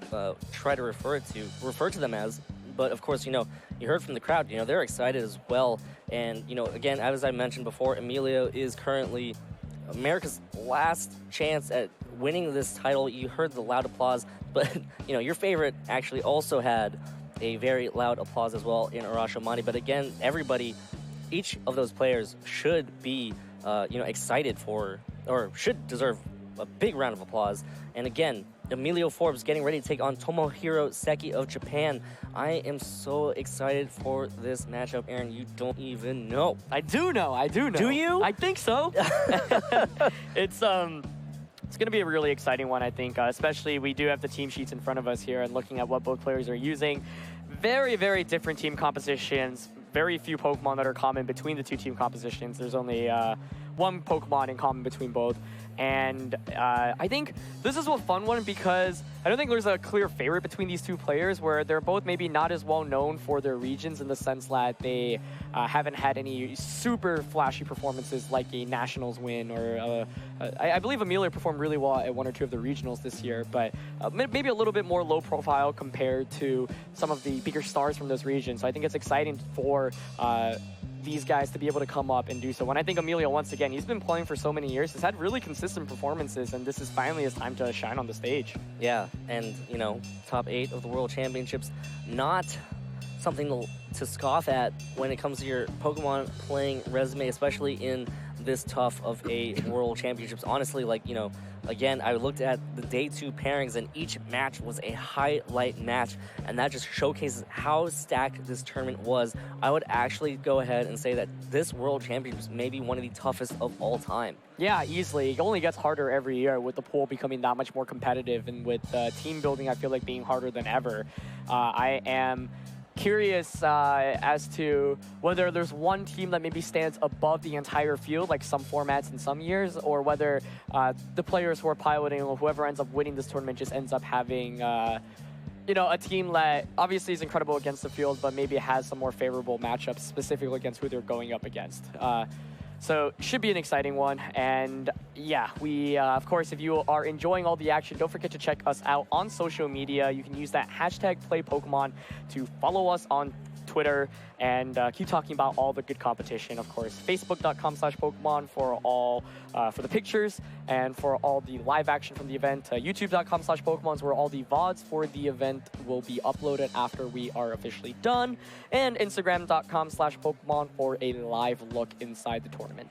Yep, and it looks like we'll actually be having a change of plans. You know, it's going to be Paul Ruiz of Ecuador versus Roberto Peretti of Italy. And again, you know, if we remember the bracket correctly, this is going to be the winner of this match is going to go face off against the winner between Nils Dunlop. So this is going to be an exciting match as well. I mean, again, all of these matches are going to be exciting, and there's no such thing as bad match here, right? Yeah, absolutely. This one a little bit different from that last one, where I feel like there is maybe a stronger favorite here. Paul Ruiz is already a regional champion. He also did get 3rd at the World Championships last year. So to be able to have consecutive back-to-back performances, really, really incredible. Roberto, on the other hand, on his, you know, you submit kind of like a fun sheet with your facts and performances when you top cut the World Championships. And for him, you know, this is his first World Championships, and he was talking about how happy he is just to even be here in top cut. I think the closest he's come is top cutting a bunch of regionals, top 16 actually at regionals, and then top 64 or day 2 at 2 internationals. So he's clearly being strong enough to move on to either the final stage, but not quite getting to maybe the top cut area. But here he is in the top 8 of the World Championship. So I'm sure he's already beyond ecstatic to make it this far. What a run from him, but this is going to be a great match. His opponent in the top 16 match was actually Simone Sanvito of Italy as well. And, you know, Simone Sanvito actually at that London International Championships won the entire thing. And, you know, it was probably a tough matchup. I mean, Simone is a very strong opponent. Roberto just came in, first World Championships, did exceptionally well, was able to take the win away from Simone. So, you know, Roberto is a strong player, and I'm excited to see if he can continue this hot run. Yeah, and I think one thing I've been talking about a lot is favorites, but at the end of the day, when it comes to Pokemon, You've already said it. You know, once you're in this bracket, it's just Pokemon. Seeding, favorites, It's all Pokemon. A lot of it comes to team matchups, how you play, and of course a little bit of luck, but at the end of the day, you know, whoever's winning a tournament definitely has to have some fortune on their side, but at the World Championships, there's a reason why, you know, 3 of these 8 players were in this field literally last year, and why a world champion from previous years is back in the field, right? I think a lot of players often like to point that Pokemon is a luck-based game, but at the end of the day, there's so much skill involved, and I think newer players especially, or players who maybe aren't very well versed at the highest level, may not acknowledge that. But these guys have made it here because they are incredible players and team builders. And it's, you know, like, first of all, just so much props to all of them for making it this far, and I really can't wait to start the game. I really wish we could start already. I mean, the players, they had to walk from that stage all the way down to the side stage, it's to get ready. Long 30-second walk, yeah. Getting set up, players are getting ready to be seated right now to get this top 8 underway. And again, there's a lot of exciting action coming up. 3 wins away from becoming a world champion. Of course, we will play down to the finals tonight, and then that saves that finals for tomorrow for Championship Sunday, my favorite day of the entire year, where we crown a world champion after all these players' hard work. Yep, absolutely. But before then, we still have 6 games to go. So 4 top 8 games, 2 top 4 games. We should be starting pretty soon. Yeah, I kind of want to look at the teams that these players are using. Actually, Roberto and Paul, we both had on stream already. Both of them using relatively standard compositions in the sense that we've seen a lot of these Pokemon used throughout the season, but there's still some pretty cool stuff. I mean, Mega Salamence on Paul's end, not a Mega that we've seen, I think, nearly as much as, say, in 2015. And fun fact, in 2015, despite Mega Salamence being as good as it was, there were no Mega Salamences in that top cut. It was all Kangaskhan's and Charizards. And then on Roberto's end, we do see a Mega Gengar, and of course, Mega Gengar was a world champion in 2016 on Wolf Lick's team. So pretty cool to see that do as well as it has. I think that was one of the Pokemon that I thought was kind of underrated going into the season and throughout the course of the season, so nice to see it make such a deep run. Over on Paul's side, he is actually running a Pokemon that he absolutely loves. He calls it his favorite